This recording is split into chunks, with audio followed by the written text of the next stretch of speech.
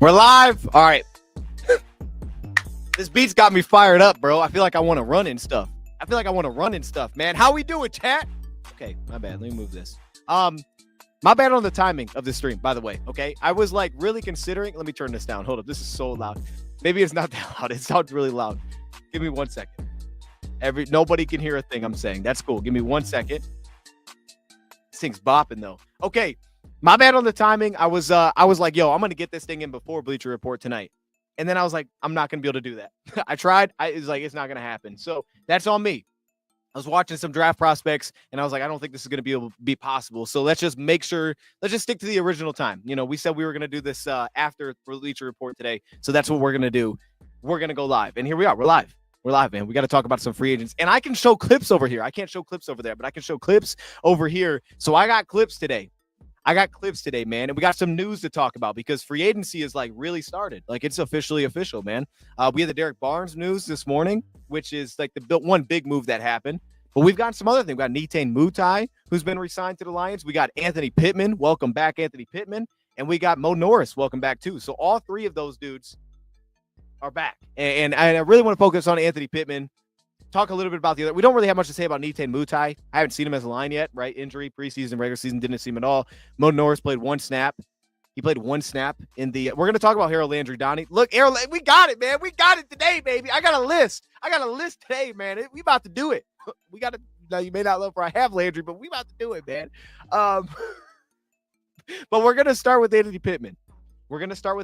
We are up close. Should I back up? Hold up. Should I back up? Let me back up. Are we doing too much? All right, we might be doing too much. I don't like seeing this. This is what gets me. By the way, side note, we're gonna be live. I know you guys are like, hey, yo, what's happening free? So 1:30 p.m. Eastern time, we are going to be live. When did that happen? It happened today, I think, like right after the Barnes news, but it was very under the radar. So like 3 moves happened, but they're all kind of quietly happened. So I was like, we'll just hit on all of them today. You know, or on this live stream. I don't want to make separate videos for all of them. That's kind of crazy. We'll just hit on them all while we're live here. It's perfect time to do it. We got Turner back too. We got Zeke Turner back. Is that who you're talking about, Zeke Turner? See, I didn't even know that. That must moves are just happening. Let me write that down. You know what I mean? Zeke Turner's back. Okay. That one actually might you know what? Zeke Turner actually might need a video, to be honest with you. Because Zeke Turner did play this last year. The other two were like not really much to showcase. Okay, we might actually we might do a video of Zeke Turner. You know what I mean? We have to do a video on that one. But I think the other two are definitely for special teams purposes. Like there's a lot of special teams implications there. So for that reason, that could also make sense with Zeke Turner. But let me get these clips because I want to go to Michael Pittman first. And I think Michael Pittman is an exciting re-signing because I think back to when we initially signed him. We had all these linebacker injuries and it's like, what's he going to do for us? And I was hoping we give him a chance to kind of play on the line, like let him rush the passer, maybe play the Barnes role. And we kind of did. Now, I'm not going to say it was bad, actually. There was just not a lot of snaps. There was the one really bad play that was stuck in my head, and I was like, oh, this was bad. But then I watched back today, and I was like, all right, it's like 13 snaps to watch, and they're not bad. It's like there's actually some good here. I could see what Lions could take this sample size, and I got special teams clips. Today. Now, unfortunately, I couldn't show Norris from the preseason against the Giants because that is copyright for whatever reason. I don't know why. Whatever reason you can't show preseason, but you can show regular season now. I don't know. I'm just playing by the rules. I don't know what the heck. I don't know why they're like that, but they are what they are. But yeah, no, free agency is going to be nuts. It's already popping off. Levante David got re-signed. Bobby Wagner got re-signed today. So 2 guys off the market, which Levante was more interested. I mean, I would have taken either, to be honest. Bobby, I didn't think would happen. Levante, honestly, I didn't think would happen, but it would have been nice. But the fact that they re-signed him is interesting. Like they are sticking to that core there. They're not messing around with that core, man. That's their core of guys and they're rocking with it. So, you know, respect to them. But okay, let's go to Anthony Pittman. We won't spend a ton of time here, but Anthony Pittman has been re-signed. We're told he is being re-signed on a 1-year contract for the Lions. No more details than that. I assume it's essentially a minimum deal. And remember, he went to Washington, didn't actually play with Washington. He went there. He was trying to get an opportunity to be a positional player, as I think that was Dave Phipp was speaking on Anthony Pittman. You know, and it didn't work out for him, but he tried. And he came back to the Lions. We got him back. We had all these injuries. We actually put him on the field a little bit defensively. And he actually thrives on special teams. The guy has played over 350 snaps on special teams, 2021, 2022, 2023 with the Lions. And if you just look back at the few snaps that he played on special teams this year, he looked kind of great. Like I was like, oh, wait a minute. I can see why they want him back. Plus the role that he plays on special teams where he aligns within kind of the 6'4" setups. Very important position.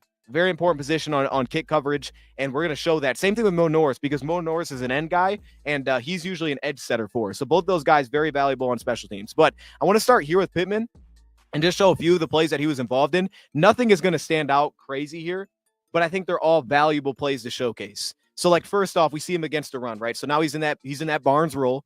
He's on the line of scrimmage, and you're thinking, okay, first thing you look for is run defense. That's what I always look for. Now, Barnes is back, which is great. It's like, all right, we lock Barnes, and we're good there.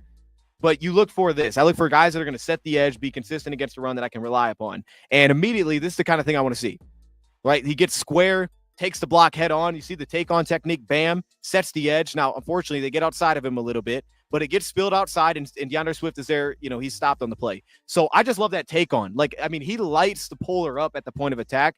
He's built pretty well. Like, we know Pittman's kind of a dog, right? But, like, he's built a little bit like a defensive end that plays linebacker. Like, this is the kind of role that makes sense for him. It almost feels like Barnes in his own way. Like, this is what Barnes kind of gravitated towards.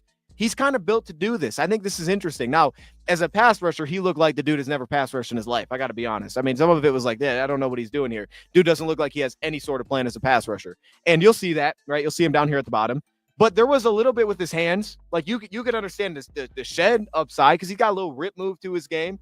But there's not much with his any sort of plan, like, whatsoever. I mean, there's some quickness with his footwork. I'm not sure what he's trying to do here. And then we see him in coverage. And again, kind of like Barnes, can we do the little things? Sure. You know, get in the spots here, kind of go underneath some of these routes. And then we see him against San Francisco. And this is great because now the communication was on point. He was playing fast. Here he bumps up to a stack backer. And all of a sudden on the play, they're getting away from him. And watch him track this thing down from the backside. Look at this. See how he's scraping, but he's staying square. He's square to the line. He's moving quickly laterally. He doesn't make the stop here, but he's working over top. I'm seeing those movement skills. I'm like, all right, that's what we want. We want to see some of that athleticism. He's showing there. And then we get the ugly play. Yeah, we get this. This was not good. This was the only play I remembered, unfortunately. So I had to walk back. But this is where they fake the toss.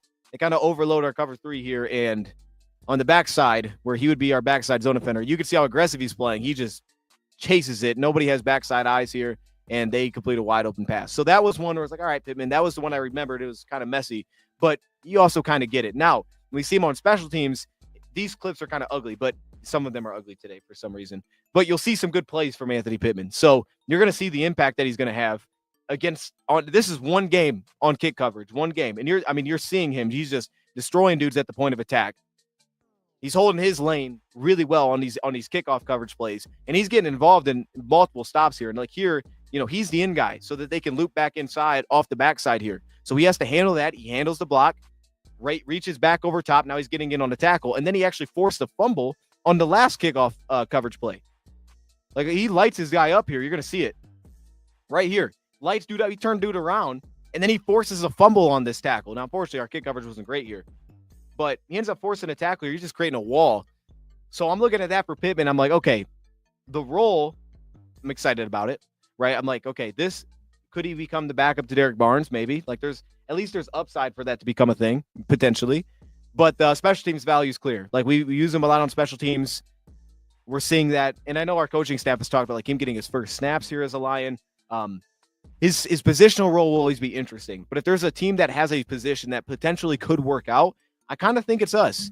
And I think it's playing like Derek Barnes. I think having Barnes back is great, you know, because obviously Derek Barnes is great, but having him underneath Derek Barnes is a great spot for him to be in. It gives him an opportunity to work towards something, to actually finding a positional spot on the field and just being comfortable when we have to go to that, because last year we weren't. And I think having him around we didn't have him around, right? We lost him to go be a positional guy. So to actually have him around this full off season heading into the year, it's going to be great. It's going to be great. Okay, let me get to that though. Let me see what the chat's saying before we get to this list. You know what I mean? What do we got here? We got a lot of yeses in the chat. Okay. We got Turner back. Okay, I already read that. Davis is going to get a huge bag. I see the Lions going after Paulson Adebo. Wait, wasn't Zeke Turner the worst player to wear the jersey on the field last year? There was some ugliness. There's no doubt. He did some good. You know, he fit into kind of the super athletic linebacker. There was some good plays that he made, specifically on the backside. He would scrape down. He kind of fly, shoot some gaps.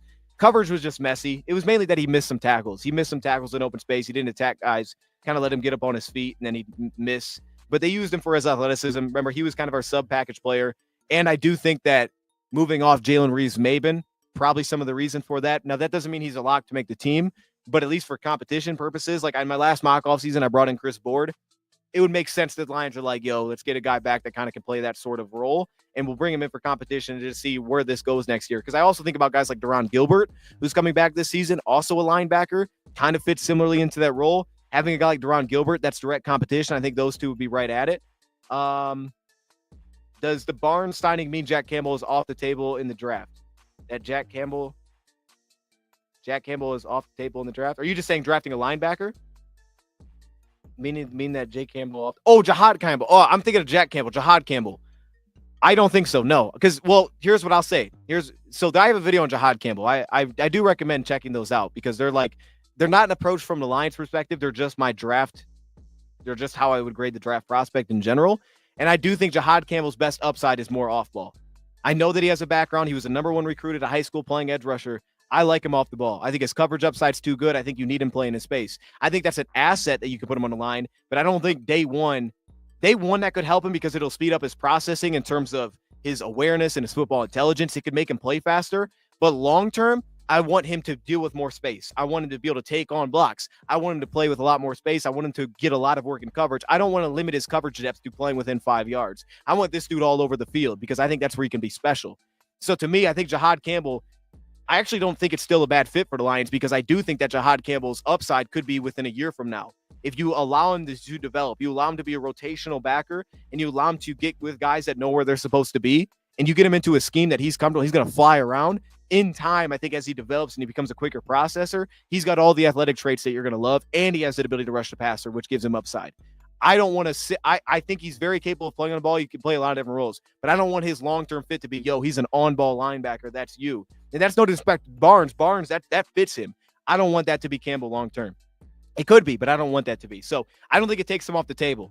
I don't think it does. I think it makes it more interesting for more of the clear-cut Sam line. Like there's actually a guy that we have on a list here, more of the clear-cut pieces for that. But truly, I don't think it takes a lot of guys off the board, if I'm being honest, because I still think we could use a better pass. Like Derek Barnes is not a great pass rusher. I don't think you're ever like kind of hoping you're hoping he'll get there, but I don't really buy into that's ever going to get there. And as a run defender, he's consistent. He's consistent. He plays the role fast, but like that, if you can find a guy that can rush the passer, there's a role still for him here. And if you can find a guy that's very comfortable in coverage, there's a role still for him here. So I think there's a lot of guys still on the table. Would you rather sign 1 to 2 superstars or go all out, like sign 10 really good players and a bunch of really solid depth that's already proven? Definitely the second one. I don't need 1 to 2 superstars because I honestly believe our superstars are here. We did the little Brad Holmes presser breakdown. We kind of compared defensive fronts, Philly versus Lions. Now, unless you're considering like Levi a superstar, but like if you could tell me like, hey, you can get Levi Onwuzurike back, like that's the kind of thing I would prefer over making like a ridiculous signing at defensive. Like I don't need to do that. I don't need to go give $20 million a year to a defensive end. Give me Levi back on this defense. Let me lock him in, even if it's a couple years. Let me lock him back in. Let me get that flexibility back on the D line and let those guys keep rolling together. Because what's going on with Philly is Philly's in the market for Myles Garrett, but they're also losing Josh Sweat and Milton Williams, 2 of their biggest contributors. If we could keep Levi around, we're going to have all of our contributors still here, which would be fantastic. So I'd prefer to go that direction for sure. I do think there's a couple spots that we definitely need to get better. You think we could get Rasul Douglas? I'm a big Rasul Douglas guy. I don't know if he's as much of a man guy as the Lions would prefer, but I'm always a big Rasul Douglas guy. So if you told me Rasul Douglas could be a Lion, even without having watched a lot of his stuff, I didn't watch much of his stuff from Buffalo, but I know it was a really good start for him there. I'm always a Rasul Douglas guy. And you say it's a Mosley replacement. I'm glad you brought that up because, I think clearly depth is going to be filled. Regardless of what happens with Carlton, we're going to have to get some depth, draft or free agency. We're going to have to kind of replenish there because the Lions always overload on some depth there, and they typically go with some really good athletes at corner. I mean, you think about corner, man, they got ball skills and they got some athletes. So they're going to have one of the two. And Rasul Douglas has ball skills. You're going to have one of the two, it feels like, to make your way here. Even if you're not, like, locked in, you're going to have one of the two assets. Geno just got traded. Geno Smith being traded to the Raiders for a third-round pick. A third-round pick? So he's on the last year of his contract. That means Aiden O'Connell's available. You know what I mean? That's what that means. You know what I'm saying? I'm just throwing it out there. Yeah, dude, look, man. Seattle's in a weird spot because they're moving off of like all their veteran players. So it feels like a complete rebuild here. I don't think that they necessarily have to take a step back just because they're moving off their veteran players, if I'm being completely honest. Because I don't think that a lot of their veterans were great last year. Like, to be honest, now they may not move off of DK, but like I went through watching Tyler Lockett today, and I haven't seen enough. But Tyler Lockett just doesn't look like he had it, this past year. So I need to watch more. But like guys like that, like I could see them be like, yeah, we gotta go young here. We gotta go young here because the path that we're on with all these veterans, it's not like we're getting the backing to make it make sense to be so old at so many positions. And who they have at quarterback now? They got Sam Howell. Oh, they're good. They got their future. That's why. No, I'm playing. Hey, that looked like a disaster when Sam Howell stepped in last year. Maybe with more time. Maybe. I don't know. But then the Raiders now. Does that mean the Raiders don't get? Well, the Raiders can still get a quarterback. They can still do it. But they may not. They may not. And how about that? Tom Brady likes Geno Smith, man. I've always been a Geno guy. I rock with Geno, bro. I always rock with Geno. I'm not saying he's amazing, but I've always rocked with him. That honestly makes so much sense for the Raiders. How about that, man? That's awesome. Okay. Hope we get a safety from San Fran. He was hurt last year, but I think he's a good fit. You're talking about the big money man. What's his name? You're talking about I can't think of dude's name. I know. Say his name in the chat. Justin Fields would be nice with the Seahawks. Justin Fields. The Jets won Justin Fields, I guess. I guess that's where the Jets are at here. Brady wants a bridge quarterback. Man, and look, man. Well, they need one. I don't want to say they even need one because I like what they got. But I like Geno. Like, I like Geno Smith. So we'll see where that turns into. But give him a shot. What's up, Dan? Do you think there is a chance the Lions could take DN first and second round? Yes. I think they'd be different types. Like, I don't think they'd draft the same kind of defensive end. But I think so. Because we did it last year with 2 corners. So it's like to see them doing it again, I wouldn't surprise me, because that's where the draft is heavy. So is there a likelihood that they get to their spot and they're like, oh, yeah, the best player is the defensive end on the board? Hufanga, yes, good look. Hufanga's a dog. Could that be the best player on the board? Yes. 100%. Like I could see that being the case. Now, I think it's as deep as it is, like it's going to be interesting because I think teams are going to have very varying grades once you get beyond Mike Green. To be honest with you, I think it's going to be all over the place, but we'll see. I don't remember the question, to be honest. Oh, yeah, 2D. Yeah, I can definitely see it. We did it last year. I could see that happening again. It's just like the volume of players that are good at that spot could lead you to sitting there at both spots and be like, yeah, that's the best player. Let's just take both. And it's like, all right, let's take both. But you'd want some flexibility.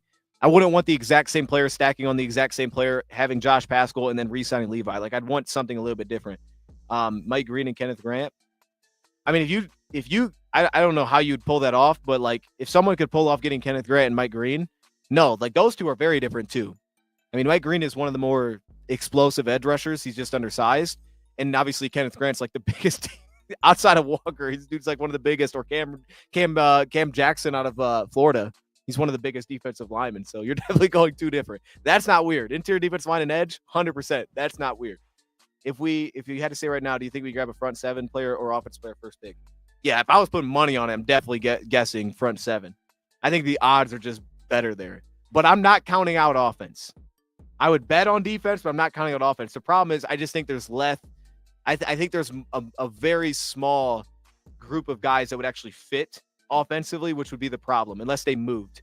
Because I think offensively, the only real options that they could go with is there could be a receiver. Matthew Golden would be great. I think he'd fit us, but I think it's a very small group of players that would actually fit. Quarterback, I don't think they would take at all. I don't think they should. Running back, I don't think they would take at that spot.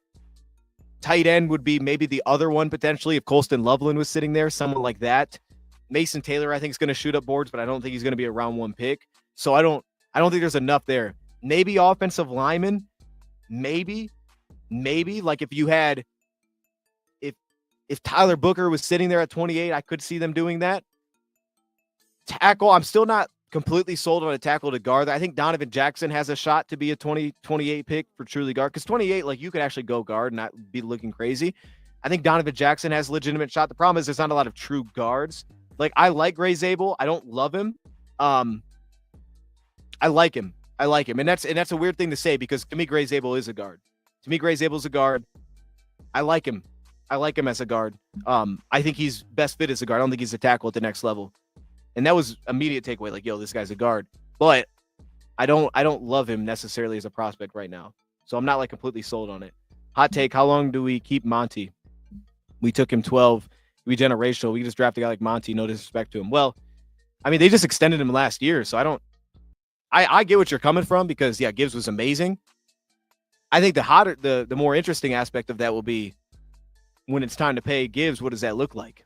Because Gibbs is going to get paid. Gibbs is going to get some bread this offseason, or when he's available. Not yet, but when he's available to get paid, that dude's going to get some money. That'll be the more interesting, I think. That'll be the more interesting thing I think of that. But yeah, just them re-signing Muti would make me believe that that's not a hurries of theirs. Like they're okay with that. Plus they got Vaki. Come on now. You know what I mean? I want to see what Vaki becomes as a runner though, because we still really don't know what that's going to be. How will re-sign Gibbs early? We'll re-sign him early. I would think so. I mean, I think there's more of a risk with re-signing running backs early typically because they have such a fall off. They can have such a fall off. Obviously, Rams were a part of that with Todd Gurley. They re-signed him early and it was an absolute disaster and it got him stuck and they just had dead money. Running back, I think, is one of the more dangerous positions to sign early. So running back's one of those spots where I'm honestly okay with not re-signing it early because I think Gibbs is going to have the kind of year where it doesn't even matter. The dude's going to make bank regardless. So I'm almost okay with like being patient with running back more so than other spots. Pick up the 5th-year option because the 5th-year option shouldn't be ridiculous. Pick up the 5th year. You should get 5 years out of Gibbs. You could get legitimately 5 years before you have to make that really tough decision. I don't think that's one that you have to jump on early.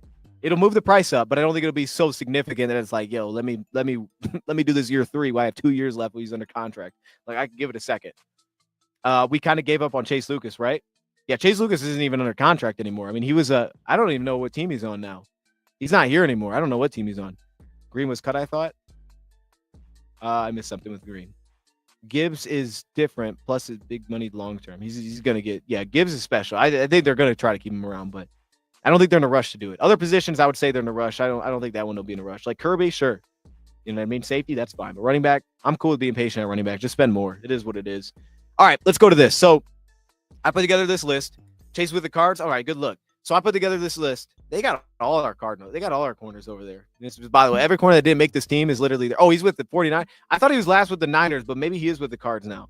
You know what I mean? We got dudes. Oh, he is with the Niners. We got dudes like James Mitchell signing with Carolina. So we got dudes bouncing around. Okay, so I put together this list. You just out here lying. That's crazy. Making me look crazy. No. Yo. So I put together this list. These are the names that have really popped up over the last few weeks or the last week. So we've gotten these names that have just poured out the last week, like different guys that are like, this guy's going to be available. He's not going to get traded. He's going to be released. And they're big names. So I was like, let me go big name hunting and see what 5 I can put together that I can make a case for. So this is not like every free agent available. Let me just list every free agent 5 that I like. This is simply, they had to be released recently. They're new free agents and they're big name free agents. So we did the Darius Slay video yesterday. I think I answered most people's questions on how I felt about that. And he is on this list. But I also added 5 more to this list. So we're going to have some fun. And I do got clips, so I can back up what I'm saying here today. What do you think about drafting Nick Emanwari? I love Nick Emanwari. Potential insurance if Kirby deal doesn't get done. I would have to look back at my notes. I don't think I'd play him in the nickel. I hear what you're saying, play him there now. I don't know that would be better than like Rakestraw or Meek playing nickel. But if we drafted Nick Emanwari, I'd be pumped. Let me give my notes before. Let me see. I might have them handy actually. I haven't done a video or anything on him. I think at some point we will, because I've watched a lot of Nick. But this guy, I mean, he shot up. He had the combine he had. He looks like he might be a first round. He could be the first safety off the board. Any word on Tim Patrick? I haven't heard anything on Tim Patrick. I've heard nothing on him. I assume he's going to re-sign. I think it makes all the sense in the world, but it's a two-way street. But I don't really see a path where he doesn't. But I also said that about Josh Reynolds, and that dude didn't re-sign. So, who knows? I could be wrong. Okay, let me get. Where's my list at here? I was gonna look at Nick, but maybe I don't have my list handy. Hold up, I should. This is what happens when you go old school with paper, pencil, man, or pen paper. You got to be flipping for a second. Anything on Quandre Diggs? I have Quandre Diggs, bro. Is that dude even a free agent? Hold up. Quandre Diggs ain't a free agent, bro. See, now y'all just, no. Quandre Diggs ain't a free agent, bro. You need to stop. All right. Let's go to the list. Honestly, and what's cool about Nick, man, is like Nick's like one of those last guys. Him and Fortune. Those are some of the last guys. They have the big nose tackle, Hemingway, too. When I used to do South Carolina games years ago, man, I'd have to chart every game they did. Nick even wore it. I at that time he wasn't what he is now, but you could see you could tell which guys athletically were going to be oh, this guy's kind of a freak. Nick was one of those dudes. I may be wrong. I thought he started at corner. But maybe not. But I remember Hemingway always being, he didn't really do much. I don't remember him making many plays, but following along with that team over the years, it's pretty darn sweet to see South Carolina, those dudes are going to the NFL. Some of these dudes are becoming high draft picks. Nick always looked like iffy, just build wise, but it's crazy the jump that he's taken, man. But yeah, he's been on the field since 3-4 years ago. This guy's been on the field. So it's not like he's, a 1-year wonder kind of deal. Did Q play last year? Never mind, he's on the Titans. Didn't know what happened. All right, go. I'm just assuming, at some point we got to talk about Quandre Diggs. That's just an off-season tradition. We gotta talk about Quandre Diggs. Okay, let's. I don't want to go to the clips. Let me go to the list, and then we'll go to the clips. That way I don't overlap. And I'll find the Knicks stuff while we're doing this. Okay. So first player I have. Oh yeah, this is great. We started this off with the bang. Okay, first player. Number one, the list doesn't matter too much. Outside of the top 5 versus honorable mentions, there's where there's a distinction. But number one, I have Evan Ingram. Now, look, Evan Ingram to me is going to cost a chunk of change. I think he might be the most expensive free agent on this list. There's a very real chance that's happening. What's up, Bobo? There's a very real chance that happens. But Evan Ingram, to me, is a heck of a football player. And this started when I go back 2 years. I remember he dropped a key pass against us. He had some drops. This guy's always had some hand issues. And I was like, oh, I'm not putting this guy on my list because this just happened. This got released. And it was truly a financial move. They had to open up some cap space. That's why they went that direction. And he says, I guess he said he was a dog on X or something. So he's like, hey, I'm that dude. It's like, all right, I got you. And then I go back and I'm like, all right, well, let me check out what he did last year. And this guy gave us fits. He gave everybody else fits that I watched. Evan Ingram's production's fantastic. He was really good against man coverage this past season. He only had one drop. I still do question his hands a little bit, just in the technique aspect. He had a curl that he dropped against Philly this past year where he's kind of racing back to the ball and his hands weren't soft at all. And he kind of just clanked right off his hands, but he only had statistically one drop. And then you watch him. I don't have clips from Philly, but I have some other ones where against Philly, the stick nod route that he runs and he just shakes their linebacker. There's so much flexibility within his route tree. This is super unlikely because he's going to cost too much, and this tight end group is garbage. But I just had to take the players from really the last week that have been released, and Evan Ingram's one of them. The idea of putting Evan Ingram with Sam Laporta sounds amazing. Now, I know typically we think of weapons, we have to go to receiver, and, we're just talking about a true weapon. He's one of the rare tweeners, I feel like, in the NFL, where it's he's not like Kyle Pitts, where he's basically just a receiver that we call a tight end. This dude's actually both. He plays in line, he plays in the slot, he plays wide. He was a good run blocker this past year. He was productive this past season. And if you just watch him against us, he gave us some issues. Harold Landry, we're going to get to Harold Landry. He's the last guy I have on this list. We'll get to him. Let me start here first, though, because this idea to me is fascinating. I don't think it's going to happen. I think it's going to cost too much, but it's fascinating. I just want to now Zylstra's a free agent, right? So this is okay, obviously, if you don't have Laporta for a game, Brock Wright's not bringing what Laporta brings. Zylstra doesn't either, but Zylstra brings a little bit more of that receiving upside. This would be a nasty combination between the two. And tight end's so bad in free agency, I think he's going to get a lot of money this offseason. He's 30 years old, so maybe that holds him back. And maybe some people want more of your throwback tight end because he's not that. But, dude, I think he should get paid a lot this offseason. I think he will. You see him here. By the way, Malcolm Rodriguez did some good work on him. Malcolm Rodriguez probably had the most sense or the most success. Here he is against Alex Anzalone, just cooking him right off the ball, and the ball doesn't get thrown, but he just cooks him right off the line of scrimmage through his release there. And we know Alex is one of the better coverage pieces. Then we see him working over the middle of the field here. You're going to see him right here. He's working on Brian Branch. Sorry, this one came out really shady for some reason. You see the shake at the top of the route. Look at the bam. He just shook Brian Branch with the deep end breaker. He's so loose. He's flexible. And he's got that level 1 and level 2 separation ability. He runs a very diverse route tree. I love how he flattens his routes back to the football. He does that a lot. That wasn't even him on that play. But yeah, no, right here. You see him flatten his routes back to the ball, and his hands run after catch. There's some burst there. They used him on screens and things like that. And he's always been kind of a check down target. You see how fast he gets upfield. He's always been kind of the check down target, just get forward. But man, to me, Evan Ingram, the idea, he's just cooking our linebackers. Now this play, you see him try to flatten it. Ball's kind of ahead of him and it's incomplete. The idea of having him on this team would be so fun to watch. I'm bought in, dude. I'm bought in. Evan Ingram, number 1 on my list. Really my favorite player that got released recently that would fit the Lions. Now, we're going to skip I don't want to skip it, but we're going to come back to it because I already did a full video, so I don't want to sit here and talk about him again. Not that long. We can come back to it. But I have Darius Slay number 2. We did the full video on that, though, so that's, that is what it is. Let's go to number 3. Number 3, I have Javon Hargrave. By the way, Chargers just released Gus Edwards, so yeah, news is going crazy. He wouldn't be on this list. That's cool. Javon Hargrave, number 3. He's coming off a tricep injury, and there are real concerns. Like, I have real concerns with him as a run defender. It's not horrible where it's like, okay, we can't make this work. The guy's just going to get torched. You can just run at him every play. But he's such a legitimate pass rusher that I felt crazy not including him on this list. Like, there's so much that he brings to the table still as a pass rusher that he still comes into my top 5, putting him here at number 3. I got to get my notes ready for him, but we'll go over to some of the clips. He, to me, has more upside than who I have at number 5, which is Jonathan Allen as a run defender. I still think he brings more to the table than Jonathan Allen as a run defender. I think he's better against single blocks. I think he's more athletic, sideline to sideline, where he's got more range. He moves better. We saw him against, like, Minnesota. I think it was it Minnesota this past, maybe it was Seattle, like all the wide rushing attack. He was able to deal with that. He deals with screens really well in space. You'll see the movement skills pop, but he's such an effective pass rusher still. I mean, even the numbers say it. The guy had 8 pressures last year, only played 3 games. The year before that, he had 64 pressures. He doesn't miss many tackles. We see he's a good athlete. He's a really good athlete in space. But as a true pass rusher, like if you had him with Ali McNeil missing the beginning of the season, oh my goodness. Like he would bring so much to the table, and then he'd continue to find a role going forward. The problem is going to be the price point, of course. And I don't love it to be like, yeah, he's the staple going forward. So I wouldn't want this to be like a long-term deal. But if it was short-term alliance, like let's go spend some legitimate money for a short-term deal, I'm with this. To me, this is a better option than a guy like Jonathan Allen because he's a much better pass rusher. Like to me, it's not even close. Like I think there's a massive gap. I think he's one of the best interior rushers that I've seen. He's still got that in his game. It's just a run defense, but he's got such a good get off. I mean, look how fast he's off the ball, and he plays low pad level. He's a disruptor like this. He's a true attack and react interior defensive lineman. You want him just going at guys off the ball.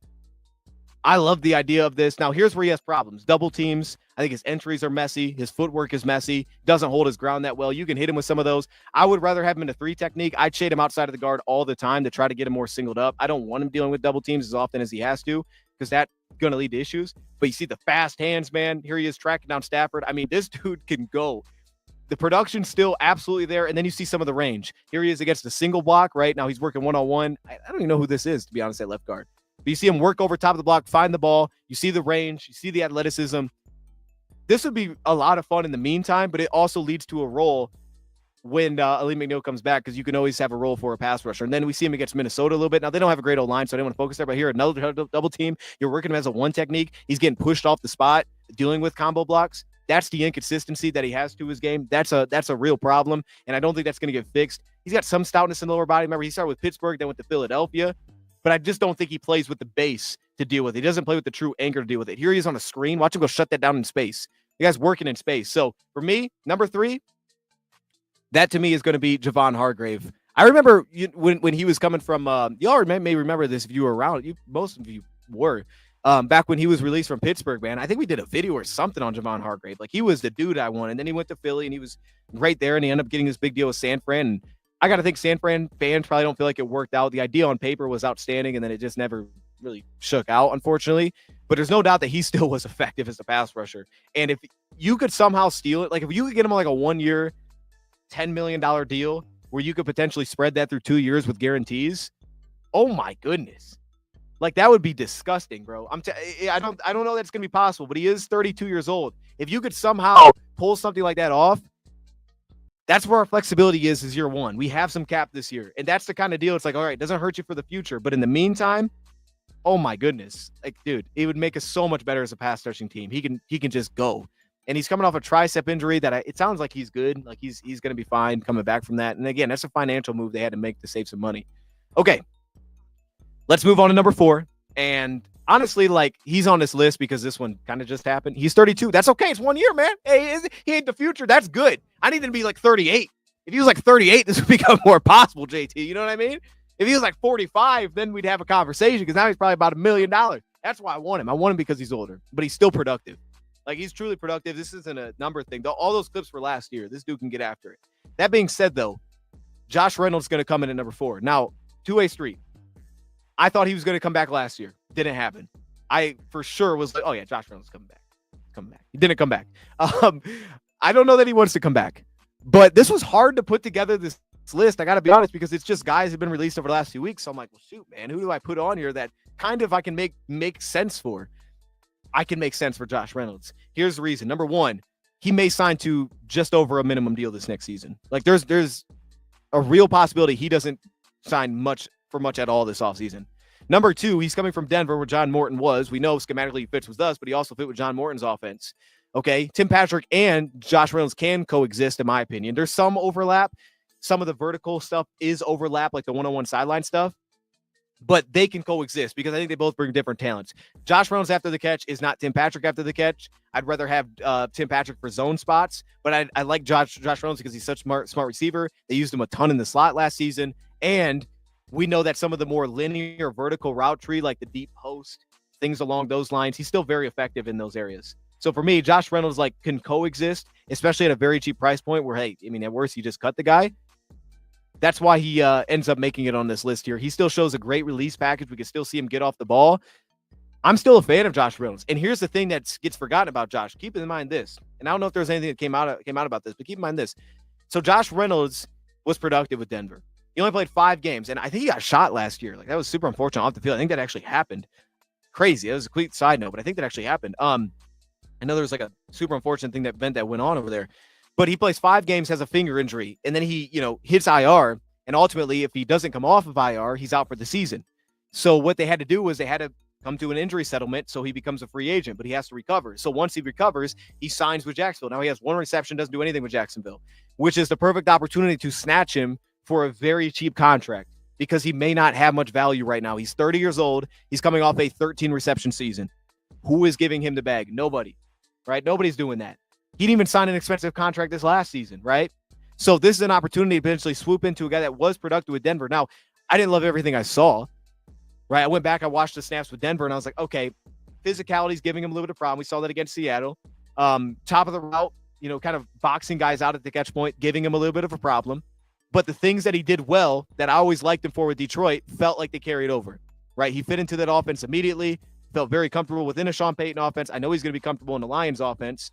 And if I have I got some of the clips here. You look at some of these clips, it's like that's the Josh Reynolds I know. So if we could pair him up for a super cheap contract and get him back in the building, I'm not against that. I'm not against that at all. So we're going to see number 11 right here. This is the problem, right? The deep curls is separating there. The footwork is a little bit messy. He wasn't winning in some of those spots. But what he was winning is like this. They would put him in the slot. Here he actually does a little bit after the catch. They put him in a slot. They were letting him have a little more space to deal with, and he's always been that piece for us, right? It's the same thing, right? They put him in movement split positions. He could get off the ball pretty well with his footwork. He could align a lot of different spots. Here he wins right off the release, and he goes deep on Zion McCollum, cooks him over top. Like, that's the Josh Reynolds I remember right there. So it's an opportunity to get a guy for basically nothing potentially in free agency that you know is going to work. It's a pretty straightforward suggestion, right? So that's why I put him on there. All right. We'll go to number 5, and then we'll go to the honorable mentions. People are talking about Harold Landry. We'll go to that last. He's the last player. Can't play everyone 30 mil. Did I miss something? I like CD back as well, but if he's wanting 20 mil, he wants 20 mil. Oh yeah, no, he wants the bag.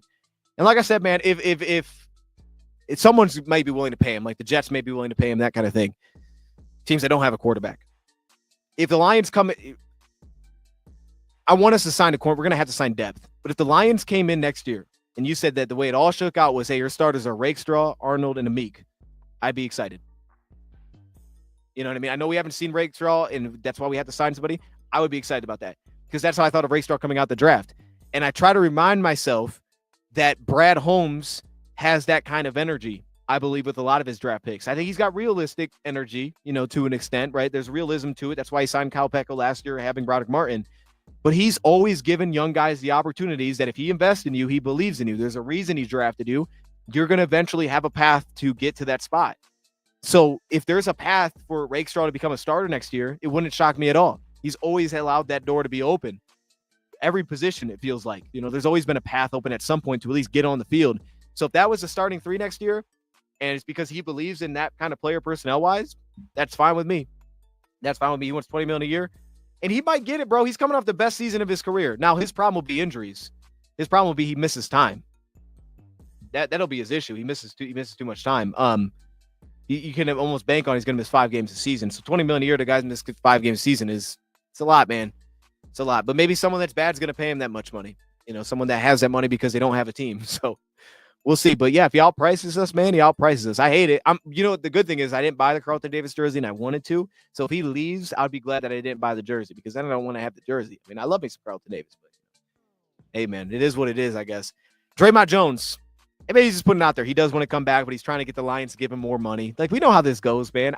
Who was it? Today there was another guy that was doing this for money.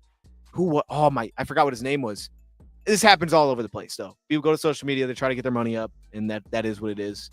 Makes sense. That's their leverage. Number 5, I got Draymond Jones.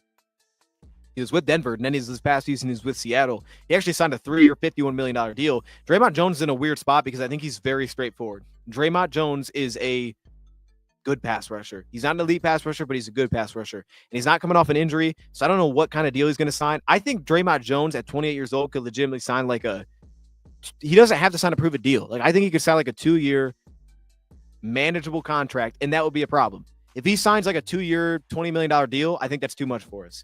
If he signs a 1-year prove-it deal, then I think he makes sense. The problem is I don't know where he's going to play, but if he's willing to sign a 1-year prove-it deal for us, now we got something. So Draymond Jones, I put him on this list because I think stylistically he does make sense. That's why he's at the bottom at 5, because I don't know how the fit exactly lines up with what he's going to be asking for, because he's not coming off an injury versus where he's actually going to have a role here. But the dude is a good pass rusher. He's a plus pass rusher. He's a physical edge defender. And I think that the way that his play style translates, and it's translated in the NFL, of course, and it's led to so much consistency in terms of production, is something that the Lions typically look for with their defensive ends. Is a guy that plays with this kind of style. So I'm gonna roll a few clips here. Do we have clips on? Yeah, we do. We have clips on them. We have clips on all these guys. What are we talking about? All right, it's got to get to the right spot. Here we go. So let's go to Draymond Jones. Problem is the price point, man. The problem is going to be the price. But if he signed like a 1-year cheap deal, like, yeah, I'd jump on this if he wants to be here. Maybe he wants to be a part of the winner. You know what I mean? Maybe he wants to get out of Seattle. I get it. You know what I mean? Do you? All right, here he is. He's number 55. You're going to see some of the things that I'm talking about. So you're going to see some of the force. I love the angles that he takes to the quarterback, too. Tight angles. It opens up stunt success. He does the same thing against the run, too. He plays with very tight angles. It kind of speeds up his process. As a pass rusher, there's a physicality. He's got a real bull rush that he can get to. He's got a lot of upper body strength. There's a lot of press power in the upper body against the run, and he transitions that pretty well from speed to power. Like, he's more of a physical edge defender. He's not as much of the finesse fast rusher. The footwork's a little bit messy. The agility, you see him when he goes to like a spin moves, they're pretty ugly. But he's a power rusher, and he's the biggest positive for him is that he's successful when he kicks inside. Now, we have Za'Darius to do that. If you move off Za'Darius, then something like this may make even more sense. I don't want to do that, though. Just side note, moving off Za'Darius for him is not something I would do.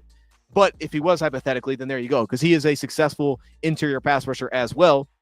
He works through contact really well, and he's able to kind of sustain in those spots when he's working through contact. So overall, that wasn't even the right play. I don't know where my plays are for him. That's fine. Draymond Jones comes in at number 5. I have notes, but we'll just, we'll leave it there. We can come back to it. We'll leave it there for now. So that's number 5. Now the honorable mentions, which for some reason these are the comments are about, Jonathan Allen and Harold Landry. Y'all are going to hate this. See, this is what happens. I don't know why this is like the way, you know what I'm saying, that these shows go. I come in with something, I'm like, they're going to love this. They're going to love me putting Evan Ingram at 1. It's going to be interesting. Nobody's thought of that. And then I get to like, all right, I don't love these dudes as much. And people are like, yo, that's the guy. I'm like, okay, this is not going to go well. But let me explain myself, because I think we can reach a middle ground to make this make sense. First off, let's just go to Harold Landry. Let's just get it out of the way. I got clips. Harold Landry's not a good pass rusher. I'm just putting it out. He's not a good pass rusher, right? He's an average pass rusher at best, at his best. He's an effort rusher. He wins late. He plays a lot of snaps. And the truth is he was overpaid. That was the biggest issue at the trade deadline. I remember the trade deadline, like the Harold Landry was a name. Everybody on the defensive line was a name, in fairness. I wanted Sebastian Joseph. Dude didn't get moved. I get it, right? Everybody on that defensive line, nobody got moved. Nobody was really a good pass rusher. They have no pass rush presence at all. That doesn't help. Harold Landry's not a good pass rusher. I went back today and watched. He's not a good pass rusher. I'm just keeping it in the buck. He's not. He's a very good run defender. Now, this would make a lot more sense to reach the middle ground. This would make a lot more sense if Derek Barnes was not re-signed today, because Harold Landry's skill set is about as close as you can get to what Derek Barnes does for us. He's a very good run defender. He's very disciplined as a run defender in terms of the way that he positions himself in the blocks. He's really good as a finisher. There's a consistency to his game as a run defender. And as a coverage piece, while he's not great there, he's effective. You can drop him into coverage. You can play the flats and do underneath assignments. And as a pass rusher, you're going to get effort as a pass rusher. But he was overpaid. $17 million a year for what he was doing is just not worth it. I'm more an Arden Key guy to what Elmo just said. And I was more of an Arden Key guy back at the trade deadline.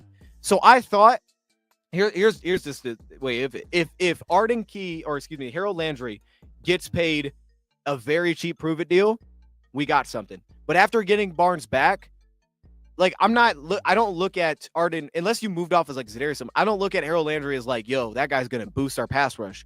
Like, I'm not paying the kind of money to boost our pass rush. I'm not paying him to boost our pass rush a significant amount when I could maybe just turn around and go get a Javon Hargrave for a more significant amount and truly get a very good pass rusher. Because to me, he's going to boost my run defense and bring me a little bit as a pass rusher, but he's not a great pass rusher. And to me, that just is not, that's why I wouldn't pay him. And I'll show some good and show some bad here. I got to figure out where he is on the field. So he's working at the top of the screen here. And this is this is just truly based on watching. Like, I was trying to talk myself into everybody on this list. He got on the list, isn't how mentioned. He just doesn't get after the quarterback. Like, you'll see it here. To me, there's no suddenness as a pass rusher, which is the biggest problem. There's no suddenness as a pass rusher into the entry points at all. There's a little bit of a plan to his game. I think he can use his hands pretty well. Here's where he thrives. The press point. Right there, he is setting a really strong edge against tight ends. Like, he would have such a valuable role if Barnes wasn't brought back. That's the problem. It's the fact that Barnes is here. You see, there's no inside move at all. The speed to power is almost non-existent within his game. I don't see it as a pass rusher. I love this again, a take on just like Michael Pittman. Like, I love this aspect. I just don't love any of the pass rush. There's a little bit of dip to his game, not a lot of bend to actually turn the corner. There's not a lot of speed around the arc. The first step doesn't feel overly impactful, but the timing's pretty good. I do like that. And here he is out in space, right? Sets the edge. He's disciplined. He can close. That's what Harold Landry does well. But that's not worth giving a legitimate contract up to in free agency. I'd rather throw that at a prove-it deal. I'd rather throw that at anywhere else. But if he's a very cheap contract, because here's the thing. If you told me you could get it on a very reasonable price and he was the backup to Barnes, I'd say that is the perfect backup to Derek Barnes. That is the perfect backup to Barnes. And he has enough as a pass rusher effort-wise to line up in different spots on passing downs. But I'll be honest, if Za'Darius is on the roster, I don't know if he gets on the field on passing downs. I don't know where he fits in, right? Because I'd have Za'Darius on the field, especially with Aleem healthy. It just depends, I guess, what happens with Levi. If Levi's brought back, I don't know where he gets on the field. Hutch is going to be on the field. Pascal's going to be on the interior. Aleem's going to be on the field when Aleem's healthy. Za'Darius is going to be on the field. I don't know where he gets on the field there, unless there's injuries. So that's the problem that I have with it. But if it was a very reasonable price, I'm on board with it. That'll also come down to what happens with Levi, because Levi's a pass rusher. Levi can do it. I know, dude, the clips came out so garbage, and I apologize. I don't know why the clips came out so garbage. I don't know. NFL, whatever the heck I was using was acting goofy as heck. When I used it for Pittman, it looked good, so it saved really weird. I don't know what that is. My bad on that, okay? At least they're clips, but it's not great. I'll tell you that. Donovan Ezeraku I love Donovan Ezeraku. I haven't done my final grade on Mike Green, but I think he's a lock to go top 15. My mock had Shamar Turner in the third, but I doubt it makes it 101. Yeah, I think Shamar Turner, the potential for Shamar Turner is real to drop. I think he's gifted, but there's a lot of inconsistency. There's a real potential that he could fall just because people are like, it's pretty messy. But I think the problem that you have with him, Shamar Stewart, people are going to look at what his critical traits are, and it's going to be a problem to allow him to fall that far. Like, when you get to 101, he's going to be one of the most talented interior defensive line. He's going to be the most talented interior defensive lineman athletically if he was still on the board. There won't be a guy that even comes close. So that'll be the problem, is him falling that far. He'll just be too darn athletic. For an interior guy, he'll be too darn athletic. But I'm a fan, man. I like the upside swing there. If you got him at 101, I think that's a amazing spot to get him, because, I think the risk then is, it's kind of out the window at that point, 101. Okay, Jonathan Allen's the final guy I have, also an honorable mention. And I would prefer Javon Hargrave over Jonathan Allen. Now, who gets paid more? I don't know, but my guess is Jonathan Allen. Now, he didn't get traded, so nobody wanted to trade for him, so maybe not. But he's a little bit younger. He's 30 years old. He also was on a massive deal. He's a former Pro Bowler. And the guy this past season, he had 26 pressures, but 7 were against us in the playoffs. Now, that alone could be like, well, hold up. Maybe we bring him back. But he cooked us. We didn't have Kevin Zeitler, Graham in that game. It was a mess, okay? The point is, Jonathan Allen is coming off the torn pec. He played 420 snaps. Jonathan Allen is a nice player. He's really long as a pass rusher. There's an athleticism to his game in terms of he has an ability to get an edge, but he moves really well up and down the line of scrimmage. I think he's an excellent stunt piece as a pass rusher. But to me, there's a gap between him and Javon Hargrave as pass rushers. So if I'm going to sign one of the two, I'd take the older guy because of where we're at situationally. Give me the older guy. It's a better pass rusher. Plus, I also think that Javon Hargrave, as inconsistent as he can be versus certain run schemes, at least I know that he's going to get up the field, he's going to disrupt, he's going to attack, and he can get sideline to sideline really well. Jonathan Allen against the run is super shaky, like super shaky. He concerns me watching him try to play the run. That's a problem. Like, I think he legitimately is going to be a concern going into games in his ability to play the run. So I brought some clips in here. That's why he's only an honorable mention. I think he's probably going to get priced out, for anything that's any kind of reasonable. Like, you see him here against a double team. I mean, he's just getting destroyed, bro. Like, you can see, I mean, it's just the entry. He's outside. He's not in the pads. He's not leveraged. I mean, he's drove back 5 yards on a play like that. Now, you can see some of the lateral movement, right? You see the length show up. There's an ability to get over top of gaps. Here he is, the pass rusher. I should have used this all the whole time. There's good length to his game, right? There's an ability to kind of squeeze through, get small, create some slither as a pass rusher, which is nice. It's kind of messy in terms of the timing, but you do see an active hands, and I think that he uses his length pretty well. And he can work through contact, roll his hips. There's some flexibility to his game. This one actually came in really clear for some reason. Here, I like this because there's the contact balance side touchdown. Like, he can deal with contact, gets punched in the chest, stays on his feet, kind of recovers. It's not great, but he maintains control working through that. And then here he is. Again, the hands are kind of all over the place, but then he drops his weight, drives through. Like, you can see that he can cause some disruption, but he's not this guy, Javon Hargrave. Like, he's not that. That was actually the perfect segue. He's not Javon Hargrave. And for me, that's why he's only an honorable mention. Would he be valuable? He could be valuable. He could be a valuable pass rusher. But to me, I'd rather, what I'd rather do is say, hey, forget Jonathan Allen. Get a lean back. Like, I mean, even if I'm having to pay more, like, take that money, go get Levi. Not Aleem, sorry. Go get Levi. Bring him back. Jonathan Allen's not an upgrade over Levi to me. Bring Levi back. So that's why he's an honorable mention. So those are 5 of the biggest releases within the last week, and I just went through and kind of ranked them. So I thought this was kind of necessary because so many big names are popping out. And obviously, I didn't go through all of them, but these are ones that I think I could make a case for the Lions. I think all of these you can make a case that could fit the Lions. Like, Harold Landry fits the Lions. I just, like, schematically, I just don't think he fits our situation that well. But all of these guys can fit, and I see you guys talk about Darius Slay. There is a video out on that. What are the Seahawks doing? Hard reset? Yeah, man. I mean, it feels like it. They're just old. They're an old team. I came in here, watched. I don't think Tyler Lockett shows a lot of juice anymore. You know what I mean? Like, they're an old team, man. They're a super old team. If you look at them, their best playmakers are old. I would keep an eye. Here's what you'll know. If they move off Tariq Woolen, I think you'll know. If they move off really, I don't want to say DK, because if DK gets paid, if they give a lot for DK, they'll move him. But they may not move him, they said. If they move off Tariq Woolen, I think for sure that they're full reset. But you got to think it's a different, defensive mind, different schematics. It's a different way to approach the game. It's been built for one system for a while. The problem is they're old, man. Their best players, I don't even say their best players. They're just, they're vet heavy at a lot of spots, and they're not winning. I think that's the problem. Like, it's fine to do that if you're winning games. They're not winning either. They got problems over there. And we're seeing teams like Tennessee. Their problem is they're overpaying guys that aren't producing. Like, L'Jarius Sneed could be the latest example of that. Now, he was hurt last year, but he may end up being a guy that's overpaid that is not producing. Harold Landry was that for them. They're falling in. That's the mess that they're dealing with, is they're paying guys that aren't producing for them. So I think they're in like 2 different boats, those 2 teams. But yeah, it feels like they're resetting, moving off of Geno, because I like Geno. You know what I mean? I like Geno Smith, and to be fair, they looked horrible when Sam Howell was in the game. But I get it too. Like, I get it. Like, they're old, man. You know what I mean? They don't have to take a step back just because they moved off Geno, but they got to get younger. I wonder if Brad will sign, ready for a roster upgrade. I'm fired up, man. Yeah, this is going to be a super active free agency. Super active. 1:30 to 4:30, we're going to be on Bleacher Report. We're going to be live with the group, the panel. We're all going to be just reacting to moves on Monday. That's going to be a fun show. We got like 6 segments planned out, man. There is some wild segments that we have. We're going to have Jesse Palmer on there with us to give us inside information, give us some rumors that, you don't normally have. And then we're also going to be on 6:30 to kind of react to everything. But we'll be over here as well throughout next week. I love Kenneth Grant. I like Kenneth Grant. I haven't loved him yet, but I haven't watched enough, to be honest with you. I've watched other players more than I've watched Kenneth Grant. But from what I had heard early, it sounds like he'll be gone by that time. So my assumption is he'll probably be gone. But I don't know. Like, it's nose tackle is always a weird spot to go early. I mean, Jordan Davis, you could argue that did not work out for Philly at all. I would say it doesn't work out. I mean, I've watched Jordan Davis for trade ideas, and I would say that was a miss. And I love Jordan Davis coming out. I would say that's a miss. Now, I think Kenneth Grant brings more athleticism as a pass rusher, but I think if you could go back, I'm not saying they would change it, but it was not a hit. Not at pick 13. That was not a hit for Jordan Davis. Like, I would make that case because even what he's supposed to be good at, he's not that great at it in the NFL. Seahawks fall apart after playing us. Back in first place, faded down. That was a wild division last year. I forgot about that. Man, Arizona was in first at one point.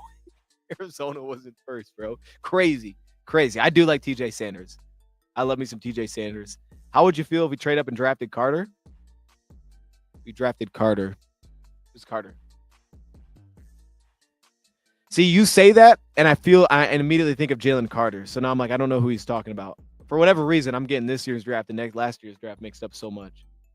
That there's too many, Abdul Carter. Oh, see, I didn't even consider that as like, okay. How would I feel? Bro, I don't know. We'd have to give up a lot. I don't know. I honestly have no idea. I would need to see it to believe it. I don't know. I'd be shocked. You gave up like 3 first-round picks. We'd have to give up so much to go get Abdul Carter. I'd be pumped, but I'd also be like, what the heck are we doing? You could make it make sense. Like, hey, instead of going after the vet, go after the guy that's free. All right. I mean, if you think he's on that level, well, all right. You know what I mean? Do what you got to do. Mason Graham, I think he's going top 5. I don't think he's getting out of the top 10, but I think he's going to go top 5. I love the idea of some of these guys. I just don't think that there's going to be a realistic path to go get them. I think Mason Graham is in an Abdul Carter range of there is no doubt this guy's going to connect in the NFL. Like, that's how I feel about Mason Graham. Like, I don't doubt at all that this guy's going to be outstanding. I would be shocked if he got out of the top 5. Honestly, top 7. Maybe we'll go 7 just to be safe. Ted McMillan fell 28. Would you draft him? If Ted McMillan fell to 28, I probably would draft him. I probably would. I don't like that he didn't run his 40 because that's a real question about some of his long speed. But I think Ted McMillan is really good. He reminds me of Drake London coming out. I think he's very capable after the catch. So he reminds me of Drake a little bit. He's also built like Drake London. Let me go to my notes here. I probably would, man. Because he's legitimate after the catch. He's got soft hands. He's explosive. You would want. I think for us it actually could work because I'd move him around. Like, I wouldn't want to put him on the ball all the time. He leaves his chest exposed a little bit, but his vertical tracking speed is a little bit of an issue. He could be a little bit inconsistent with his hands because he's a little bit over urgent. Like, for me, I'd move him around. I'd use him as like a movement piece. Let him go to work after the catch. That's what I would do with him. So I'd probably take him. Yeah, I mean, right now, if he was sitting there, I'd probably draft him. How would you feel if you drafted Travis Hunter? See, honestly, if there was a guy that would get me the most excited, it'd be Travis Hunter. Like, in a dream, if I could go up and just take one of the top guys, I would draft Travis Hunter. Maybe I'd take Mason Graham because it'd be pretty darn amazing. But honestly, like, if I could take anybody in this draft, I would draft Travis Hunter. I think Travis Hunter would be so darn cool to have in Detroit, bro. It'd be so amazing. I think he's going to be so good in the NFL. You know, I remember the first time, it's first impressions being a lot. First time I seen Travis Hunter, it was 2 years ago. And it was like Colorado's opening game, I think, with Deion or something like that, man. I feel like that's what it was. And I'm watching this game, and this dude makes like an insane interception right there. I remember like, yo, who the heck is that guy? Write down his name. And I go up and I'm like looking, and I'm like, oh, dude, he's not even eligible this year. That was the first impression I had. It plays into watching it. I'm like, oh my gosh, I think he's going to be outstanding. Higgins from Iowa State School. I like Higgins. I like Jaden Higgins. Jaden Higgins was in my top 5. I had him as wide receiver 5, I think. I had him as wide receiver 5 when we did our top 5. In fairness, that would probably change a little bit. I'd probably drop him out for I would absolutely drop him out with Matthew Golden sliding in. And yeah, I'd leave him above Jalen Royal probably. So yeah, he was in my top 5. Ja'Cory Brooks, wide receiver LSU. Don't know him. I just want Slay to come home. I think that'd be cool. I think the fit's going to be the interesting part. Like, there is a stylistic difference in the way that he plays versus how the Lions play. He's not a feisty run defender. Like, that's not him.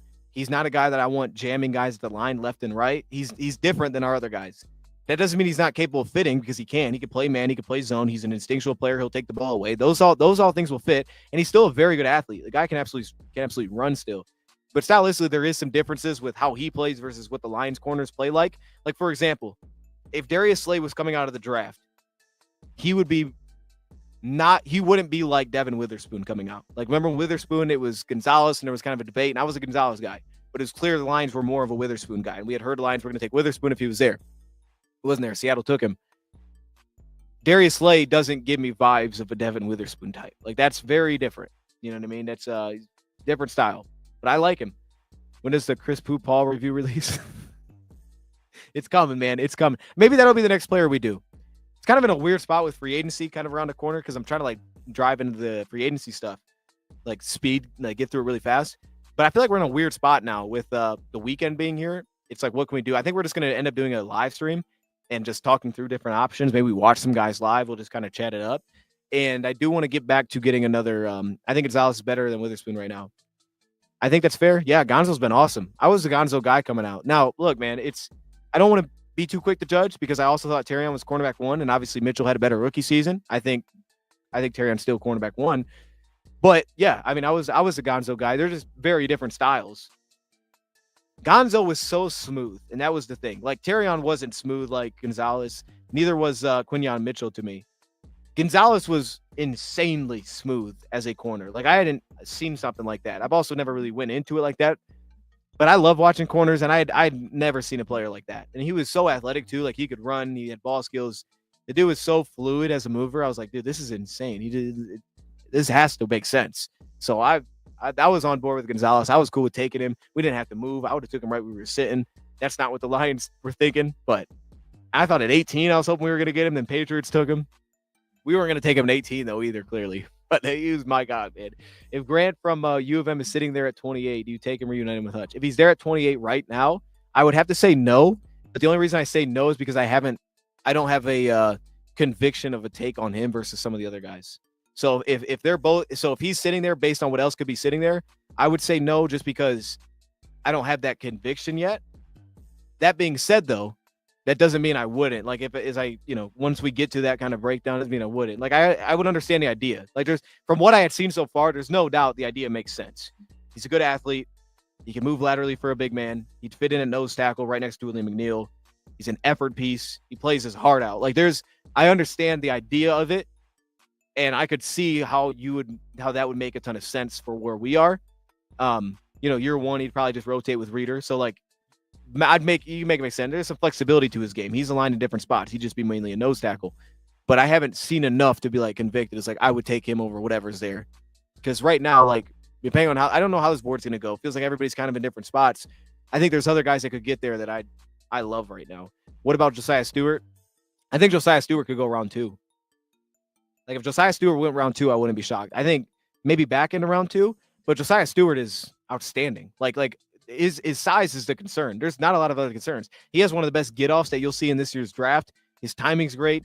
There's some issues against the run because of his build, but he plays the run with a really nice discipline, I think, and he just takes over game. I mean, he took over games last season as a pass rusher. Josiah Stewart knows how to win. He plays to his game. He's going to translate. What's his upside? That's the question. His ceiling. How high is the ceiling? I don't know, but I don't doubt that becomes a 7-8 sack guy a year. Like, there's going to be things working against him, and people will let him fall because he's a little bit of a outlier. And a lot of teams don't draft outliers. Some teams are against drafting outliers. You could almost put him in an outlier category. That's fair. To me, though, pure pass rushing ability, he could be a round 2 guy. Even Warrior's a freak, but he's raw. I got to find what I had on Even Warrior. We were just talking about it. My man AB on X. I see you on X. Okay, who's your background? What is this? What's the picture? Is that Branch? Yeah, that's Branch. I see you. Branch is such a dog, man. You know what I mean? Like, every time I watch the Lions, like, clips against somebody and I see Branch, I'm like, I'm glad we got him. I'm so glad we drafted this dude. I'm like so happy this happened. Like, my goodness. How lucky are we, bro, that we have Brian Branch. Brian Branch might be my favorite player, bro. That dude on any given day is so darn fun to watch. Just a quick little shout out. We love you, Brian Branch. I'm really hoping Terran wants to break out this year. I feel like he's more friendly. Well, remember, he did peel way back off of those. Like, he didn't have that issue at the end of the season. And it was a big issue early. Pulled back off of that. He fixed his his ability to anticipate, I think, better at routes towards middle of the year. Then he had communication issues as the year got towards the end, and it was like, bro, what the heck are we doing? We were running into people. He didn't feel like his surroundings were great. But I did see that the Lions posted like a video on X of like interviewing draft players and asking him about our Alabama guys. And what they said about Terry Arnold was pretty cool, man. Like the work ethic that he had. I don't doubt Terran's gonna be great. Like this dude, speaking of raw, like this dude's kind of new to cornerback. He was a super young player coming out. He had safety in his background. Like Terran Arnold has fantastic ball skills. And here's the thing you got to remember with Terrion. And this is kind of what I was just saying about Josiah. It's also what someone said about Shamar Turner. Terrion Arnold's critical factors were great. Like he was great in the traits that you're like, yo, we can't really teach this. He has this. It's upside, right? That's what teams buy into. That's where the heavy stock goes. There was development needed in some other categories that take time positionally, and we'll see if he can get there. But his athletic traits, his ball skills, those things were fantastic. So, like his play speed, for regardless of his 40 time, he played the game fast. He was a guy, man. Like he was a guy that hit all those things. So, yeah, just as a quick side note there about Terrion Arnold, like there is development that needs to take place, and I think he'll get there. Okay, I do have Nick Emanmore. I just found it. Here he is. Oh, okay, here we go. So my early grades on him, I'm just gonna point these out. These can change. I haven't done my final thing on it. I haven't watched enough games. I have like 4 on here.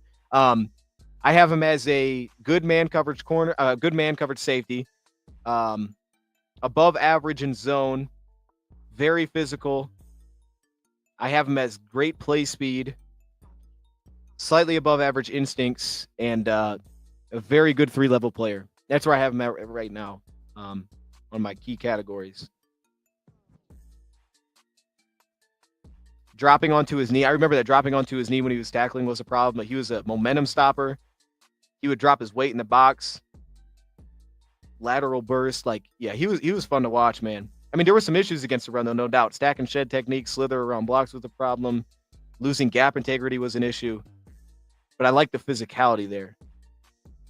Yeah, and that's again, that's kind of the back to the thing. Like the critical factors there for me are higher than most of these other smaller things. So that would put him in that would get these grades put him in like the Jahad Campbell kind of range for the most part. Because Jahad Campbell it puts him like right there with Jahad Campbell. For me.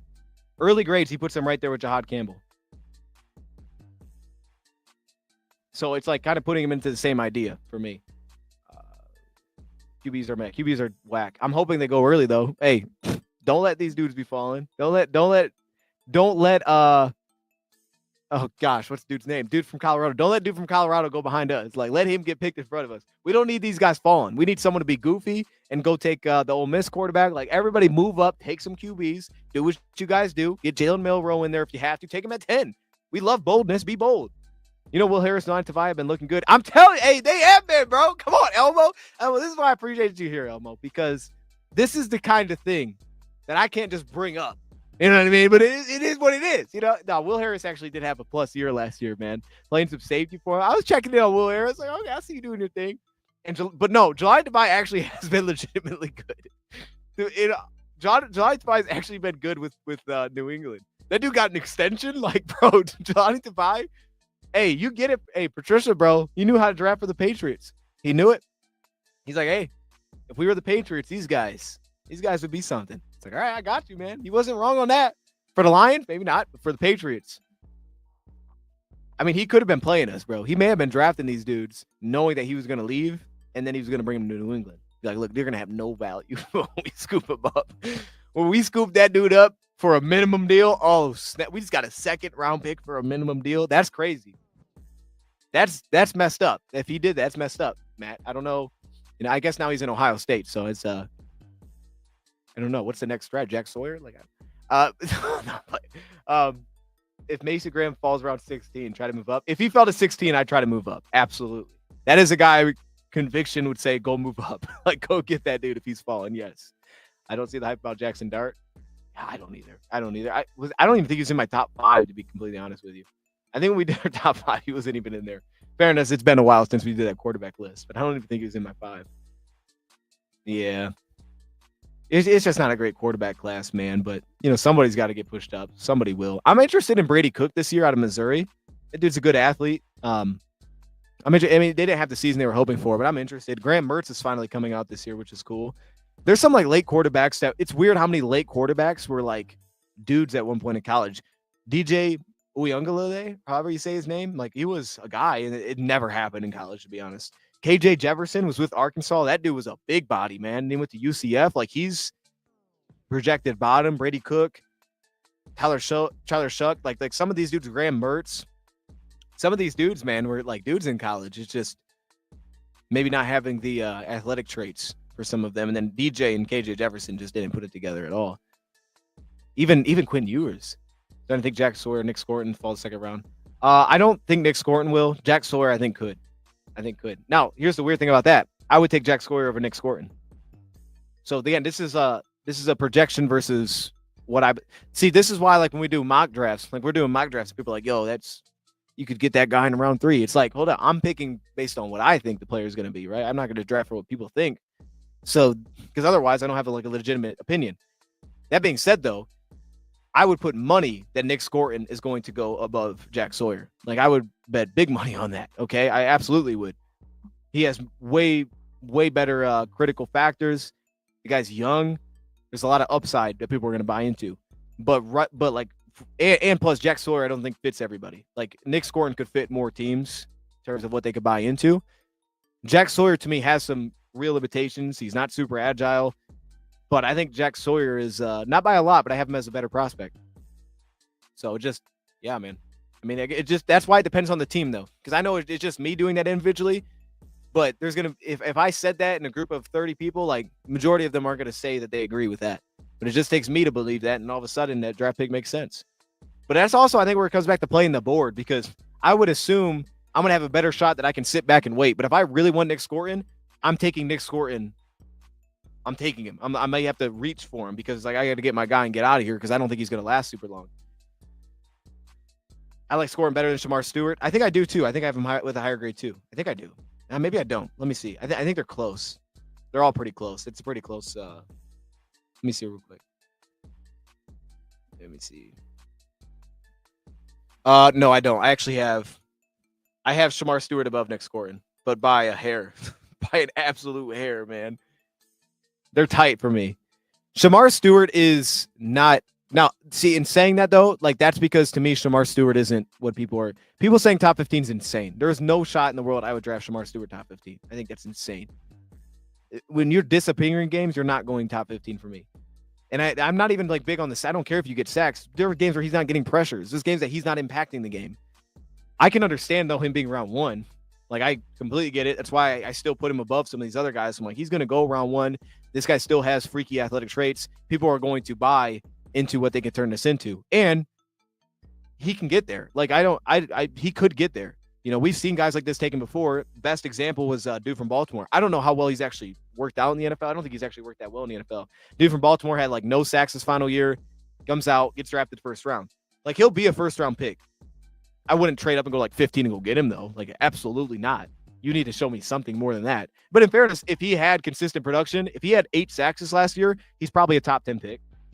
He's probably guaranteed a top 10 pick. He probably goes above Mike Green. Like because of the way that he's built, because of his athleticism, he's probably edge 2. You know, so that's where the thing comes in. It's like, well, wait a minute. If he could be edge 2, if he just had a little bit more consistency, why not take him? Why not bet on what that could be? That's where the upside, I think, comes into play there. But yeah, no, for me, it's I have him above Nick Scorton, but by a hair. I think they both got pretty good upside. But yeah, I got Jack Sawyer right above Nick Scorton. Crazy. That's crazy. I would trade up in the second this year. I agree. I've done that on both my mock off seasons. I think it's a great time to do it.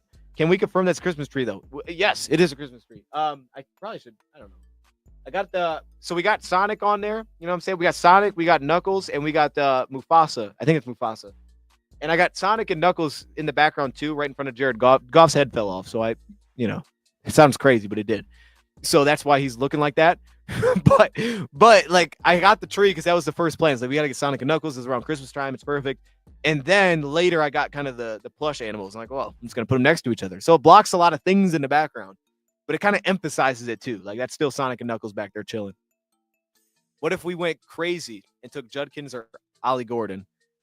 If we went crazy, you'd be taking Judkins. I don't think taking Ollie Gordon would be crazy. I think he's a day 3 pick. Quinshot Judkins, I do like. He wasn't in my top 5, but I like Judkins. I think he's going to be the better of the 2 backs. I know I'm kind of alone on that one. But Ollie Gordon goes day 3. So if you're trying to take a running back, I think that's possible. Look, I know I have bias. I definitely have bias, but I still like the idea of taking Donovan Edwards. That dude can route run. Like I say he still can route run. Is he going to catch it? I don't know, but he can route run, man. I would still be hyped to have Donovan Edwards. Do you think Brad will finally do something in free agency trades to get a top tier edge, or do you think he's looking at the draft? I don't think he'll do anything in free agency or trades to get a top tier edge. I don't think he will. No, I don't. But I would say definitely go check off my. What's it called? If you haven't seen it, my Brad Holmes Presto review, because I know that's like, oh, that doesn't make any sense anymore. Check it out, because really through the first like 20 minutes, I talk about comparing Lions D line to Philadelphia. I don't think they need to. I think they should draft an edge. It's first off, the draft is just have too many good players at that position. Maybe that's one of those things where they all get drafted and that leaves a guy at a different position, like wide receiver, or tight end or something, that like falls in your lap. And like, I'm taking him because he's the best player. But mathematically, you're probably going to end up with a good defensive front player. So I think they should draft one. I think they should, because I think they got to get better. And I think that you got to add competition with Josh Pascal, specifically on the interior, be cool too. That being said, though, I definitely don't think they need to make a big free agent signing or trade. I don't think they need to do either. It also really does rely on what happens with Za'Darius. Za'Darius is a very good pass rusher. He's just not a great 3-down player right now. He's a very good pass rusher, though. And I'm just because it's a different name doesn't make it better. There's a lot of these guys out here that are different names that are not better pass rushers than Za'Darius Smith. Za'Darius can get after it. He got after it last year. Like, if you keep him on the team, like you got a front. I'm hoping we get Levi back. Like, so when you ask that question, immediately, my biggest thing is like, can we get Levi back? Because to me, getting Levi back is a big free agent signing. And if you can get Levi back, that's huge for pass rush. If we lose Levi, now we like legitimately have kind of a hole to fill there. Now it's like, okay, now it's either somebody else or draft, and it puts a little more emphasis on it. But if we can get Levi back, I feel pretty comfortable with where we're at, and I want to add to it, but I would lean draft just because the draft is built there. I wouldn't you could bring someone in the edge. You know, I brought in some prove-it guys, but I wouldn't like go get Levi and then give out a massive contract to an edge. I feel like you'd be doing too much. Do we use Levi as the measurement for how healthy Alima is? If Levi isn't re-signed, maybe possible. It's possible. I think that could be true if Levi signs a short-term deal. If Levi signs somewhere for 1 year, that might be true, right? Because if he signed somewhere for 1 year, then that would say that the Lions could have also potentially brought him in for a year, right? And it's like, okay, they could have got him on a short deal. If it's long-term, the Lions may just not have wanted to give him a long-term deal. So I think the shorter the contract is, the more that could be possible. Zenner, love me some Zach Zenner. I met Zach Zenner at the Senior Bowl. Did y'all see that picture? Y'all may not have seen that picture, man. I met Zach Zenner at the Senior Bowl. He was a cool dude, man. I was like, yo, that's Zach Zenner, bro. It's a Lions legend right there, man. I don't know. He said he's like working with some of the dudes like down on the field. So I was like, all right, let me I don't know who he's working with, but that's pretty fire. Does we gonna make Levi expendable? To me, no, because I don't think I would say no, but position wise, you could say yes. Like, Wingo played as a defensive tackle in college. He made it work even though he was undersized. And he kind of played DN last year. I don't think he played he didn't do either of those things anywhere near as well as Levi did. Right? I wouldn't be as confident with it. But from a position perspective, yes. Like, he could play the same role, and he kind of did at times last year. He kind of did, but like not at the same level. To me, not at the same level. Isn't that Dr. Zenner? Hey, yo, he probably is Dr. Zenner with what he's doing. He might be Dr. Zenner now. Peebles, Aeneas Peebles. Yeah, super undersized, but my goodness, man. Like, first impression there was like, oh my gosh, who is this guy? He's blowing things up. He's an athlete too, but it makes sense. He's on a smaller side, so there will be some limitations there. I just thought Kelvin Johnson Lions shirt at a thrift store. Okay, $3. What? Okay, I see you, Scott. Hey, that's a pickup right there. I've been seeing Kelvin stuff online. Like, man, I kind of want to get that. I would re-sign Levi, add Slay, and convert him to safety. I wouldn't move him to safety, but I hear what you're saying. I wouldn't move him to safety because he can't play corner. I'd move him to safety because I want him to play safety. But because like he does, I think have a skill to play safety to what you're saying. But I don't think he needs to move to safety, right? Like I don't think it's one of these things where it's like, man, he's washed that corner, put him at safety, he can't keep up. Like he could come in and be our fastest cornerback. If you had Slay here, he might be our fastest cornerback. Outside of Khalil Dorsey, maybe. Like he might be. Did you check out Mills from Notre Dame yet? Mills? I don't think so. That doesn't sound familiar. So probably not. Probably not. I've watched a couple Notre Dame guys, but I don't think I've seen Mills. I got like 3 Notre Dame guys I have listed. If you move Slay to safety, you just got to put Branch in the slot. I'd rather just put Slay in the slot. I like Slay at corner. Like I don't think he's lost it at all. Like I think he can still play corner. But I get it because it is a different schematic fit. So I could understand it. No, I get what y'all are saying. Okay, you know what I mean. I hear you. And he's good against bigger receivers too. Like he's good against tight ends. He was really good against Atlanta and Drake London and those big guys. I'm not mad at that idea. I'm gonna keep an open mind on this because I didn't think it would happen with Iffy and it did. Like, yeah, I get what y'all are saying. It would also make it could make the schematic fit easier. It could make it make more sense than trying to force him in the corner. Because again, it's not that he can't play corner. It's just that maybe it fits better like this. I'm just sour on Levi first 3 years. It was the first 3 years, but man, that gives me so much respect for him, bro. You know what I mean? Like the fact that he was able to get back like he was is, to me, I mean, we just look at. I get what you're saying. I remember doing the shows with Rad, and he would talk about him being in line for, what was it, the Greyhound? Greyhound, you got a ticket to the Greyhound? Like, bro, but it's crazy, man. He did his thing. Like, I got so much respect, bro. He fought back. Like, you can't, you forget like that introductory presser and how fiery he was. Like, this guy's gonna be a dude. And people were calling him Baby Donald. For it to go as horribly as it did, because he even played his rookie year. For it to go as horribly as it did at the beginning, for him to like roll back and be like, yo, I'm still fighting. I'm gonna find a spot. I love it, man. It makes me love it more. It makes me more excited about him. Like, this guy is gonna find a way. I like Zeke Biggers. I haven't watched any Zeke Biggers, but I know about him as a sleeper, both for his potential to develop, his size, and an all-name draft consideration. Zeke Biggers. That is a great name. If you want Sue, just go get Clay Campus. I would love to get Calais. I wanted to get Calais at the trade deadline. I actually have a graphic on Calais Campbell. I was hoping, we were talking about trade targets. I was hoping we trade for Calais Campbell.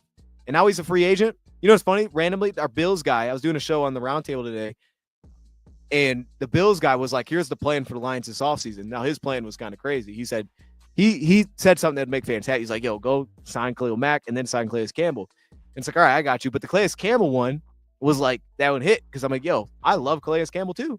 Now the fit's a little weird because he played more DN. I think last year he played a lot more DN than like ever. So he's kind of a weird fit, but I don't doubt that he could make it work. And he's still productive.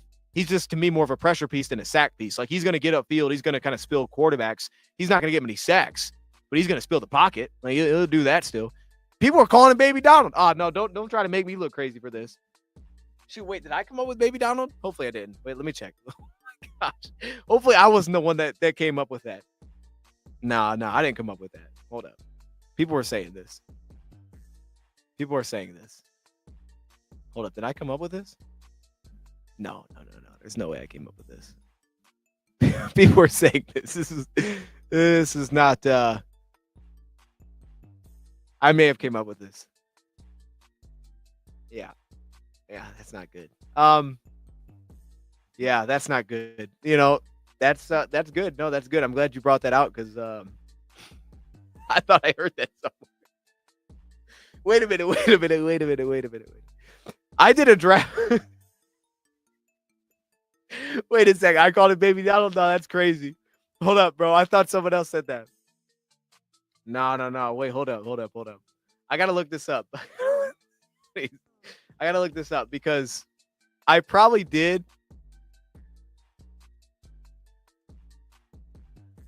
I had, yo. No. Oh, no. That's crazy. Yo, I made it came up with that. Oh no, man. Hold up, bro. Because now I'm thinking I had to do a breakdown. I'm concerned that whenever I did my breakdown of him, that I put Baby Donald in the title. That just sounds like something I would do. That sounds like something I would do, bro. Let me look it up. Oh my god. Yo. Yo, chat. Wait, hold up. Y'all about to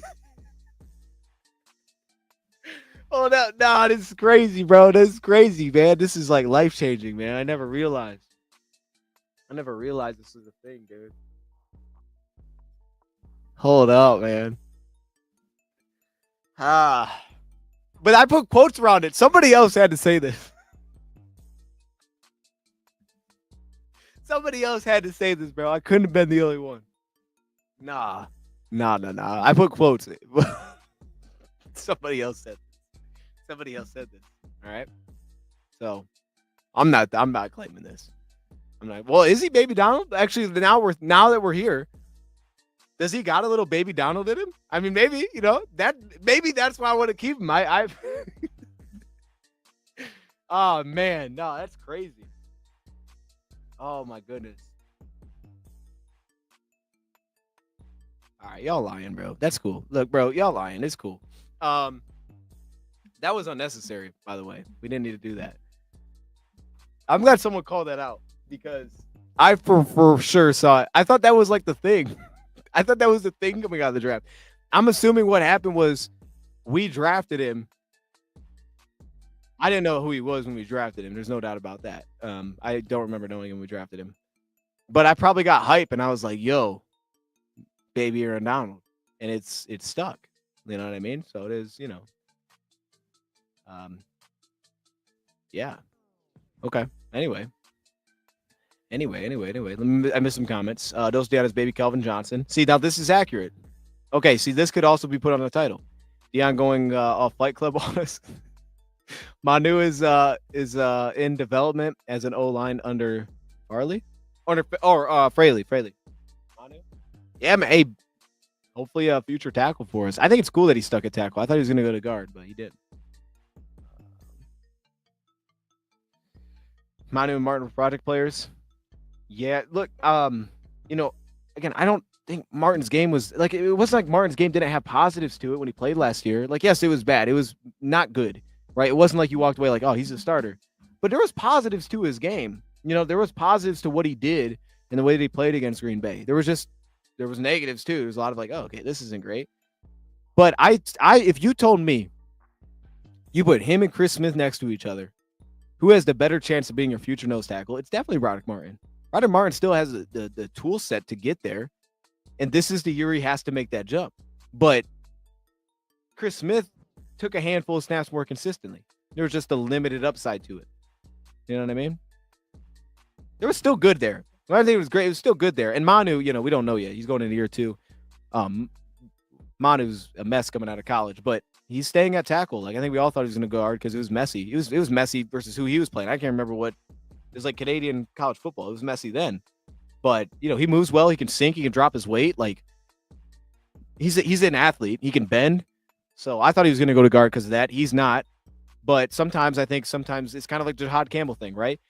It's to a lesser degree. I think Jahad Campbell would get on the field right away for a lot of teams if you put him on the line, and he'd be great. But I think he could be special if you leave him off the ball. And then you bump him down in some pass downs where you want to rush faster. But I think if you leave him off the ball and you let him develop those instincts, you let him improve his play speed, I think he could be special. Where do you think Matthew Golden will go in the draft? I think Matthew Golden goes round 1. He might go in the 20s. I don't know who's taken before. I think a team like Pittsburgh might go a little bit more like an Egbuka type if they go that direction. I don't know how many teams actually want a wide receiver that high. He might go in the 20s. Probably some of the 20s would be my guess. I think that my guess would still be that Tet goes number 1 right now. I think Luther Burden should go number 2. And then I think after that, it's a little bit up in the air. Matthew Golden. I would take Matthew Golden for sure before I took my dude out of Ohio State, Egbuka. I think upside-wise, I would absolutely do that. But I think he could be number 3 there. You can kind of slot him into some different spots. But I would absolutely take Matthew Golden before I took Egbuka. So maybe like wide receiver 3 to 5, somewhere in that range. I still like the idea of Dre Greenlaw. I do too. Hopefully, it would be amazing if we could pull it off. I'd love to get Golden. Yeah, same here. I think it'd be great. Make sure I'm not missing nothing. Broderick Martin reminded me of Ted Washington coming out. Ted Washington. to become an all-pro, and then he dominated. And Bro Mart draft was weird draft after It was a weird draft. I thought about this. I knew who Broderick Martin was when we drafted him because it was like the days before I had watched Broderick Martin, and I found like my grades. My grades weren't good on him when I see if you do a small breakdown on a guy, sometimes your grades don't reflect upside because you're just watching the player. And my grades were like, what I had like a 5.6. Like you've seen the grades that I've given out now. I had like a 5.6 or a 5.8 or something. Those grades that I've given out, I haven't given anybody a 5 first. So he was like down there a little bit. But at that time, I hadn't watched like the Shrine Bowl where he went crazy. There was elements of him going crazy at times. So, and they really harped on kind of the big games like Oregon. I think it was Washington. Like some of those big games that he played in. It is about upside for him. And I don't know who Ted Washington is, but I was going to say, if you look at who was it? There's been a couple guys. I think in nose tackle specific. First off, D lineman and O lineman, it's okay. I think they take time. The higher you do it, it's obviously tougher. But like Cody Mao took a year. Defensive linemen take time. We've seen that. We've seen especially the big guys. They take time because I think you have to really carve out who you're going to be, man. How it's going to fit. Schematics are so important for defensive linemen. I think it just changes. In college, you get so many guys that are just rushing upfield, attacking gaps, or you'll get the complete opposite. Like Ty Robinson's play style right now, I don't know how the heck that's going to translate right away. Ty Robinson, unless outside of being a pass rusher, but as a run defender, the way that Ty Robinson plays stylistically doesn't look like what an NFL team's going to ask him to do. Like, you're not going to be able to just like be like, hey, Ty Robinson, go play like you did in college. It's like, yeah, this ain't going to work. That's not going to fit how we play. So like, that's like, he's a guy that's like day 3 that he'll take a minute, but he can still get after it, but it's like I would bet that he's going to take a second to make it work. It might take a couple years for Ty Robinson to tie it together. You can get a lot of dudes like that out of college. What do you think of Jaden Higgins? Yeah, man. I like Jaden Higgins. I got my let me get my notes pulled up. I had him at receiver. Here's what I'll do. Let me showcase something to you. Let me show y'all something. Was Mahogany DFA? No, Mahogany was day 3 pick, round 6. I think he was our last pick. Remember they did the presser while round 7 was happening. I was gonna show y'all something.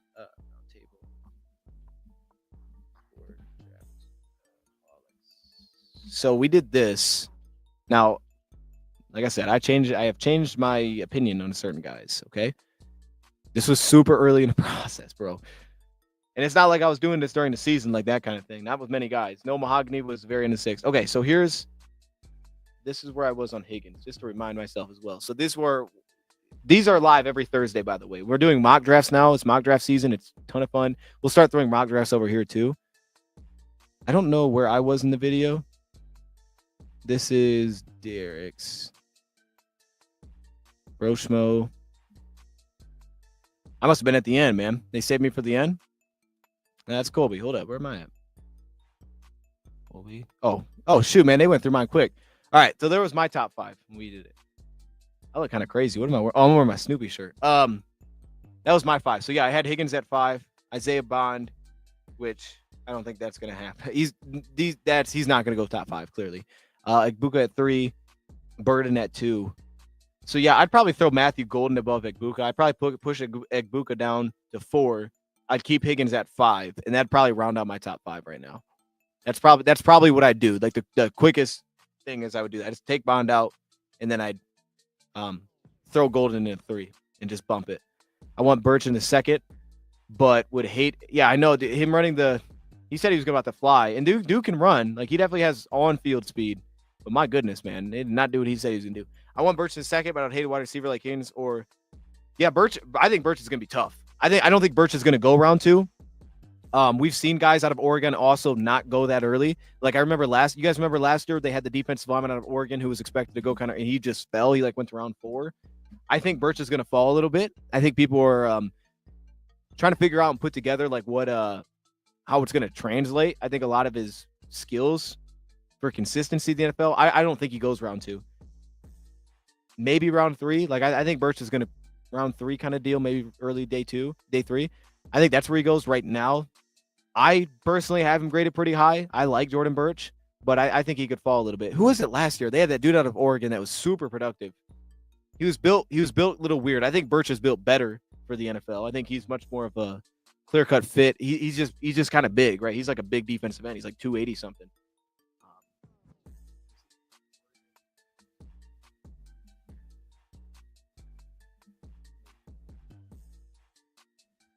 was who was that? My mind goes straight to when we're hyping up David Blau. David Blau's a dog. That's what that is. You know what I mean? That ain't hype. Brandon Dorless. Yeah, Brandon Dorless went round 4. Remember, he went early round 4.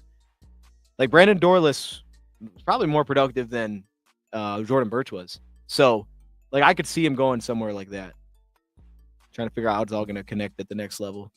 You know, you get guys like that. I remember last year you had him. You had Troy Franklin, who ended up going round 4 as well out of Oregon, who was a vertical threat. But it was like, okay, you know, people want to see diversity. You had TJ Tampa. I wasn't high on TJ Tampa. He went day 3. His 40 time I don't think was great either. He had an injury, I think, too. I wasn't that high on TJ Tampa. I don't know. Some positions are harder, I think, to judge, too. I think some positions are hard. Receiver's tough. You get so many misses at receiver. Receiver, I think, is one of the harder positions to judge. I personally believe if there's a position I'm best at judge, I think it's corner. I'm pretty confident at corner. Other positions I can struggle with. Quarterback, I've been a disaster. I feel like I'm pretty good at corner, though. Like, if I'd bet on myself at corner. Brad hits on shrewd picks in first round and snatches up Jen's late rounds. Just let Sheila draft second and third rounds. We've had some good ones, especially recently. You know, we had a couple years ago, we had like the best round 2, I think, of all time. I think we legitimately had, well, these had like the best first 4 picks to a draft ever. You know, having Brian Branch, Sam Laporta both in round 2, coming back with Hendon Hooker. I think Hendon Hooker's still a dog. I think we saw it last year's preseason. Who was it last? Oh, Rakestraw. Oh my gosh, I love Rakestraw. Ooh, you're not gonna get me to go on this one. I hear what you're saying though with Levi, because Levi happened and that one just took so long because of injuries, which they kind of knew they were getting themselves into when they drafted him, but probably not to that extent. But the last couple have been pretty good. The last couple have been pretty good in the middle rounds. But it's definitely harder the more you fall back in the draft, man. Especially for round 3. What do we have? So last year we had, Rakestraw. Year before that was Strong. Year before that was Pascal. Yeah, Pascal hasn't he's been fine, but he hasn't been round 2 level. Kirby was awesome, you know. Oh, I love Hendon Hooker, man. I love Hendon Hooker. He was so good in the preseason last year too. Like I'm so glad we have Hendon Hooker, man. I would like this isn't bad. I mean, you got Rakestraw last year, who I think Rakestraw's a starter. Sam Laporta, Brian Branch, Hendon Hooker. Oh, Broderick Martin. Yeah, he was at the tail end of round 3 seat, and that was a weird draft. But yeah, dude, you get to the back end of round 3, that's a tough spot to be. But the year before they made it work. 97, they got Kirby with Pascal. And then the year before that was Lee McNeil. And then Ife Melifonwu was round 3. Man, they hit on round 3. It was just round 2. They had a skid at round 2, which they still been productive. But Pascal's productive. He just hasn't been picked 46. And again, Levi was just hurt. Levi was really good though last season. I'm telling you, if Levi had 2 of the same seasons together, this dude would get a bag this offseason, which he might still get a bag this offseason, to be honest. All right. That's all right. That's all right. See, I don't look at it like that. I hear what you're saying, because like in theory it could just turn into like a wasted draft pick, and I get it, but I'm willing to do that. You know what I mean? Because like I don't want to hold myself to, okay, I drafted him, so now this guy can't earn the money. Like, you know what I mean? Like he could still earn the contract. We'll see where it turns into. I don't think he'll be touched this year. Next year will be interesting to see if like he's like, yo, I want a chance to play somewhere else. But if, like I said, if it quarterbacks is so unique, it's not like other positions for me. And this is the point though, because I do feel like other positions, like I was saying earlier, I do think other positions we've done a really nice job of giving guys opportunities to start. Like at some point, they're going to get an opportunity, maybe not start, but to play. They're going to have an opportunity to find a spot on the field for most of the picks that we legitimately invest in. I mean, now early we kind of had to, because we were just where we were as a roster. Everybody played from the first draft. The next draft, I mean, James Houston, they worked to find him a role, of course. Rodrigo was playing fullback at one point. You know, James Mitchell had a little bit of a shot, not much. Chase Lucas was like the only guy in the first 2 years I feel like didn't really get a shot to play in regular season. He was nice in the preseason. And then you would have to go to this last year. Sorstel has played at guard for us. Broderick Martin's gotten his shot. Antoine Green, that one, unfortunately, just didn't work out at all last year. But, like, I feel like they've done a good job outside of quarterback then, right, of giving those, because even last year they had a Teddy Bridgewater. But I think quarterback is just viewed differently.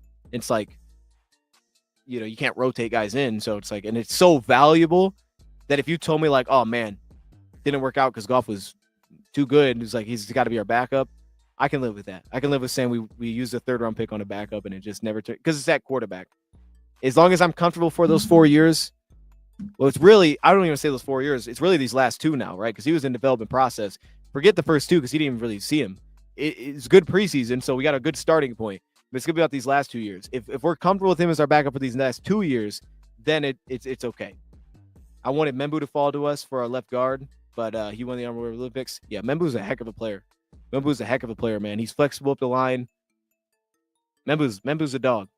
It was a dog. But keep in mind, the combine alone won't move guys away like that significantly. Like, I do think there's an impact the combine plays depending on team. But any of the like scouts that I've been around that have actually been in the business that have told me about the combine, they don't put any kind of value in that thing. Like, it's not, I have never been told by a scout that there's much value at all in the combine. We put value in as fans, but they put, I mean, the deepest guy has told me about the combine is it's a cross check. You know, does his numbers add up with what our grades were for the film?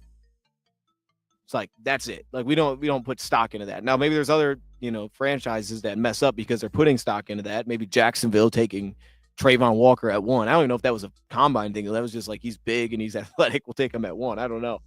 But like, the guys that I actually have had experience talking with, no one has put stock really whatsoever into the combine, meaning anything. They've all emphasized it's all about the film. Even the Senior Bowl, it's all about the film. So from my perspective, maybe that's true for some teams. I don't believe that's very true. I think for fans it is because we get into the draft process late. Like, we're into the draft process now. People start watching people now. Our opinions change. Media opinions change. We see the combine. Everything's new. They have what they have. Their biggest changes will probably come from more just talking to the guys in background, which they've been doing, rather than, I think, on the field stuff. Because for me, I mean, for us, everything's new.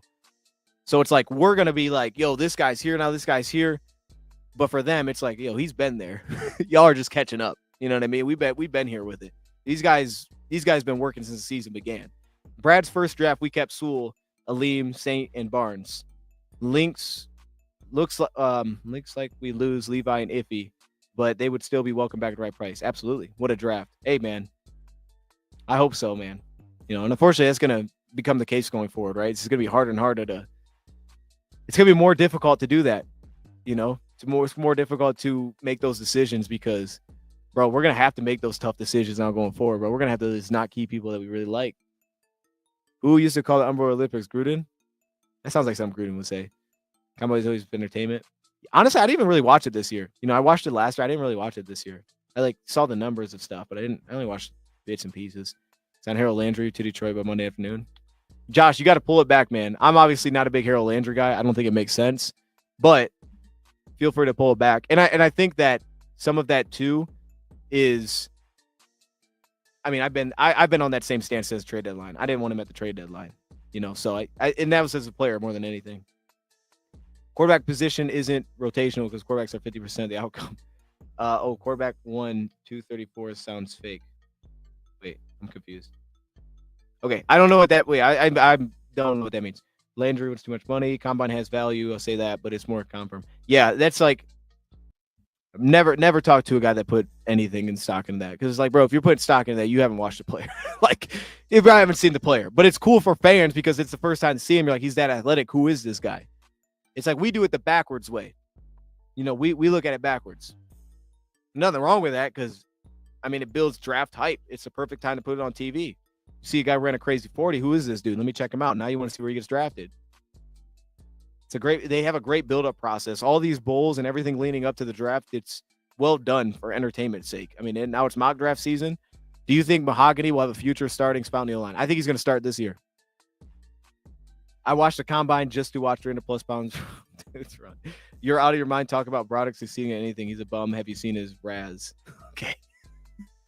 Okay, Dylan. Wait, what's your picture here? What is it? A Jeep? Was that a Wrangler? I see you. That's dirty though. My car's dirty too. I gotta wash my car, man. Lions believe Mahogany is a future Pro Bowler. I hope they do, man. I hope he is. Just remember, Brady ran a 5.17 instead of 4.71. A lot of great receivers don't have great 40s. You know what I mean? St. Brown ran a 4.54, I think. Draft a cornerback who's Kentucky Harrison. I like Harrison. From what I had watched early, I didn't trust him as a run defender, and I always go to physicality, willingness to play the run, aggression against the run really quickly with the Lions because I just know they value that. But Kentucky puts out corners. They put out a really good one last year. Harrison's great. Like even before the 40 time, Harrison was good. He's undersized. He has problems at the catch point. I watched him today get knocked off. I mean, you just throw it just got knocked off the route completely. But I remember first impression was he didn't bring that kind of juice. Now, Revel, who's my man Charles been trying to get me to watch for a while. Charles to me is, or not Charles, Revel is much more of a Lion feel from a mentality perspective. He's much more of an aggressive, attacking, physical type of cornerback. I think that there's a lot of polish that's going to have to happen at the NFL. But style-wise, I'm like, all right, this feels a little bit more kind of down their alley a little bit. And I'm not saying Harrison was as bad as like Darian Porter didn't play the run much. I love me some Darian Porter, but I don't believe that he would be a Lions draft pick. I think Darian Porter is really nice. I just don't think he'd be a Lions draft pick at all. What did Revel run at the 40 or anything? I haven't looked at it because I talked about doing it backwards. I was trying not to look at it because at first I thought Revel's got straight line speed, but I thought his makeup speed didn't translate as well in the field. Like he'd fall behind and it looked really difficult for I think him to work with ease when he fell behind, he got into trail positions. So I didn't look up his 40 time because at first I was like, yeah, straight line speed. You see him on in breakers. This dude can just track down things. But I didn't look up anything because I didn't want to see where he's at. So I want to see, did he run a 40? Right at 4.40. Okay. So it's right in that. It's right there. So yeah, it makes sense. That makes sense. Okay. 11-foot broad jump. Dang, that's pretty crazy. 39-inch vertical. Did drills both as safety and corner. Him as a safety would be interesting. I think he'd be a nice safety. From what I've seen from his skill set, like I feel like he really cleaned up his press. He'd be a pretty cool safety. I think he'd be a pretty cool safety. Yeah, is this not at the what is this? What am I reading here? Revel ran up. Oh, 440 at ECU camp. My bad. I'm just reading this from an ECU camp. Okay. But I could believe that. I could believe it 440. I could see him as a safety though. He does look like Mitchell. He's got kind of that like big corner, straight line speed, physicality aspect to his game. Now, Mitchell was a lot cleaner. Mitchell played a lot more off coverage. Take that back. Revel plays a lot of off coverage, but he plays a lot of like zone half turn. And then he'll press. He kind of has like the straight mix there. I thought Mitchell was a lot more straightforward off man coverage. He also showed to me be a lot more explosive on field than I thought Siobhan Revel was. Like those two didn't look the same explosively, but I think that Revel was putting a lot together. I watched his 2023 stuff and that looked kind of rocky. So it seemed the team took a pretty big jump this past year. Communication also was a little bit of an issue as well for Revel, I thought at times too. I mean, there was times where you'd see a sign line helping him with alignments, and it was like, this is kind of weird. But I think there was huge steps taken this last year. That could help him a ton. Would you prefer Mahogany Zeitler or Mahogany Glasgow? I'd prefer Mahogany Zeitler. 100%. Malachi Moore has characteristics too. A friend of mine goes to school there. So now you got some inside scoop. Idiotic Speed, Ryan. All right, Ryan. Oh, Ryan. Okay, you changed your name. Detroit Productions. So you got the city in the background. Okay, that look good. I see. You make that? Okay. You got the little YouTube logo. What? You got the YouTube logo on the YouTube logo. Oh, no, that ain't yours. That's just on the... Never mind. I'm sorry.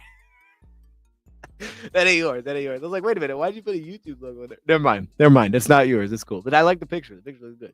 StreamYard just doing that. StreamYard doing that. I don't know what that is. All right. With that, man, I think we're going to... For what's been working, I need to re-sign Zeitler. I hope we get Zeitler back, man. That's the only thing, man. It's like, does he want to come back? Does he want to retire here? I don't know. But it'd be like Josh Reynolds last year. There's no question I'm offering him a contract. I'm offering him, bro. If you want to come back, you're here. You're here, bro. All right. We're going to leave it there. Hopefully we get a draft thing out this weekend. Definitely want to kind of pick up the mock drafts. There are a ton of player breakdowns on here. It's like 10 or 11. So, if you haven't seen any of them, feel free to check those out.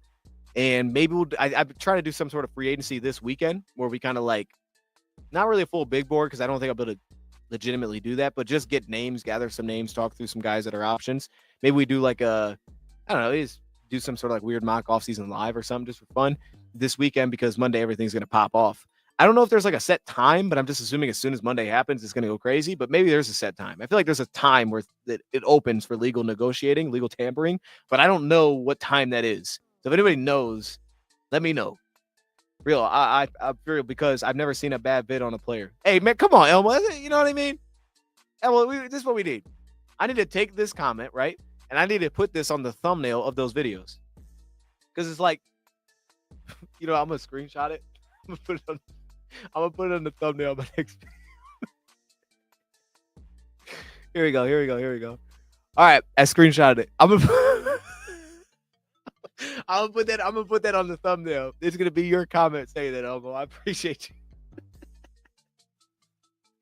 Can't wait to do a 7-round 250 pack. Yes, facts, bro. That's the best. I definitely want to do some mocks with like other people this year. It's just hard with all Lions fans because we all want to pick for the Lions. So it's like, all right, this doesn't really work with just people watching.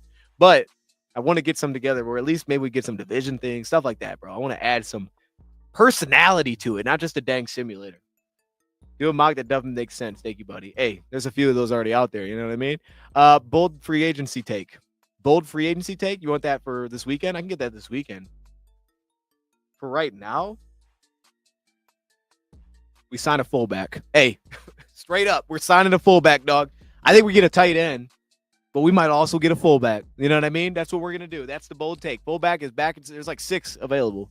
So we're going to get a fullback. Missed on a few early on. Hey, it was wide receiver from Wake Forest, I think. Wide receiver from Wake. Did I do a breakdown on him? Was that Sage? Was that when Sage Surratt came out? Sage Surratt, man. Or maybe no, it wasn't Sage. I'm seeing the wrong guy. I know who you're talking about. Dude went to the Saints. Oh, okay, it was Sage. Okay. Yeah, I was high on Sage. I don't know what the heck I was. Bro, back then, I'm not saying it's perfect now, but damn, back then, bro, if it looked cool, I was like, oh, that's A.T. Perry, bro. I liked A.T. Perry. Yes, A.T. Perry. What a pull there. Yeah, man. Aaron Rodgers quarterback 3 or trade Hooker and make Rodgers quarterback 2. Okay. All right. On that, that's a great way to end the stream. You know what I mean? It's a great way to end the stream. Trade for Mayer. They don't even use him. They are gonna trade Mayer. Hey, that would be something.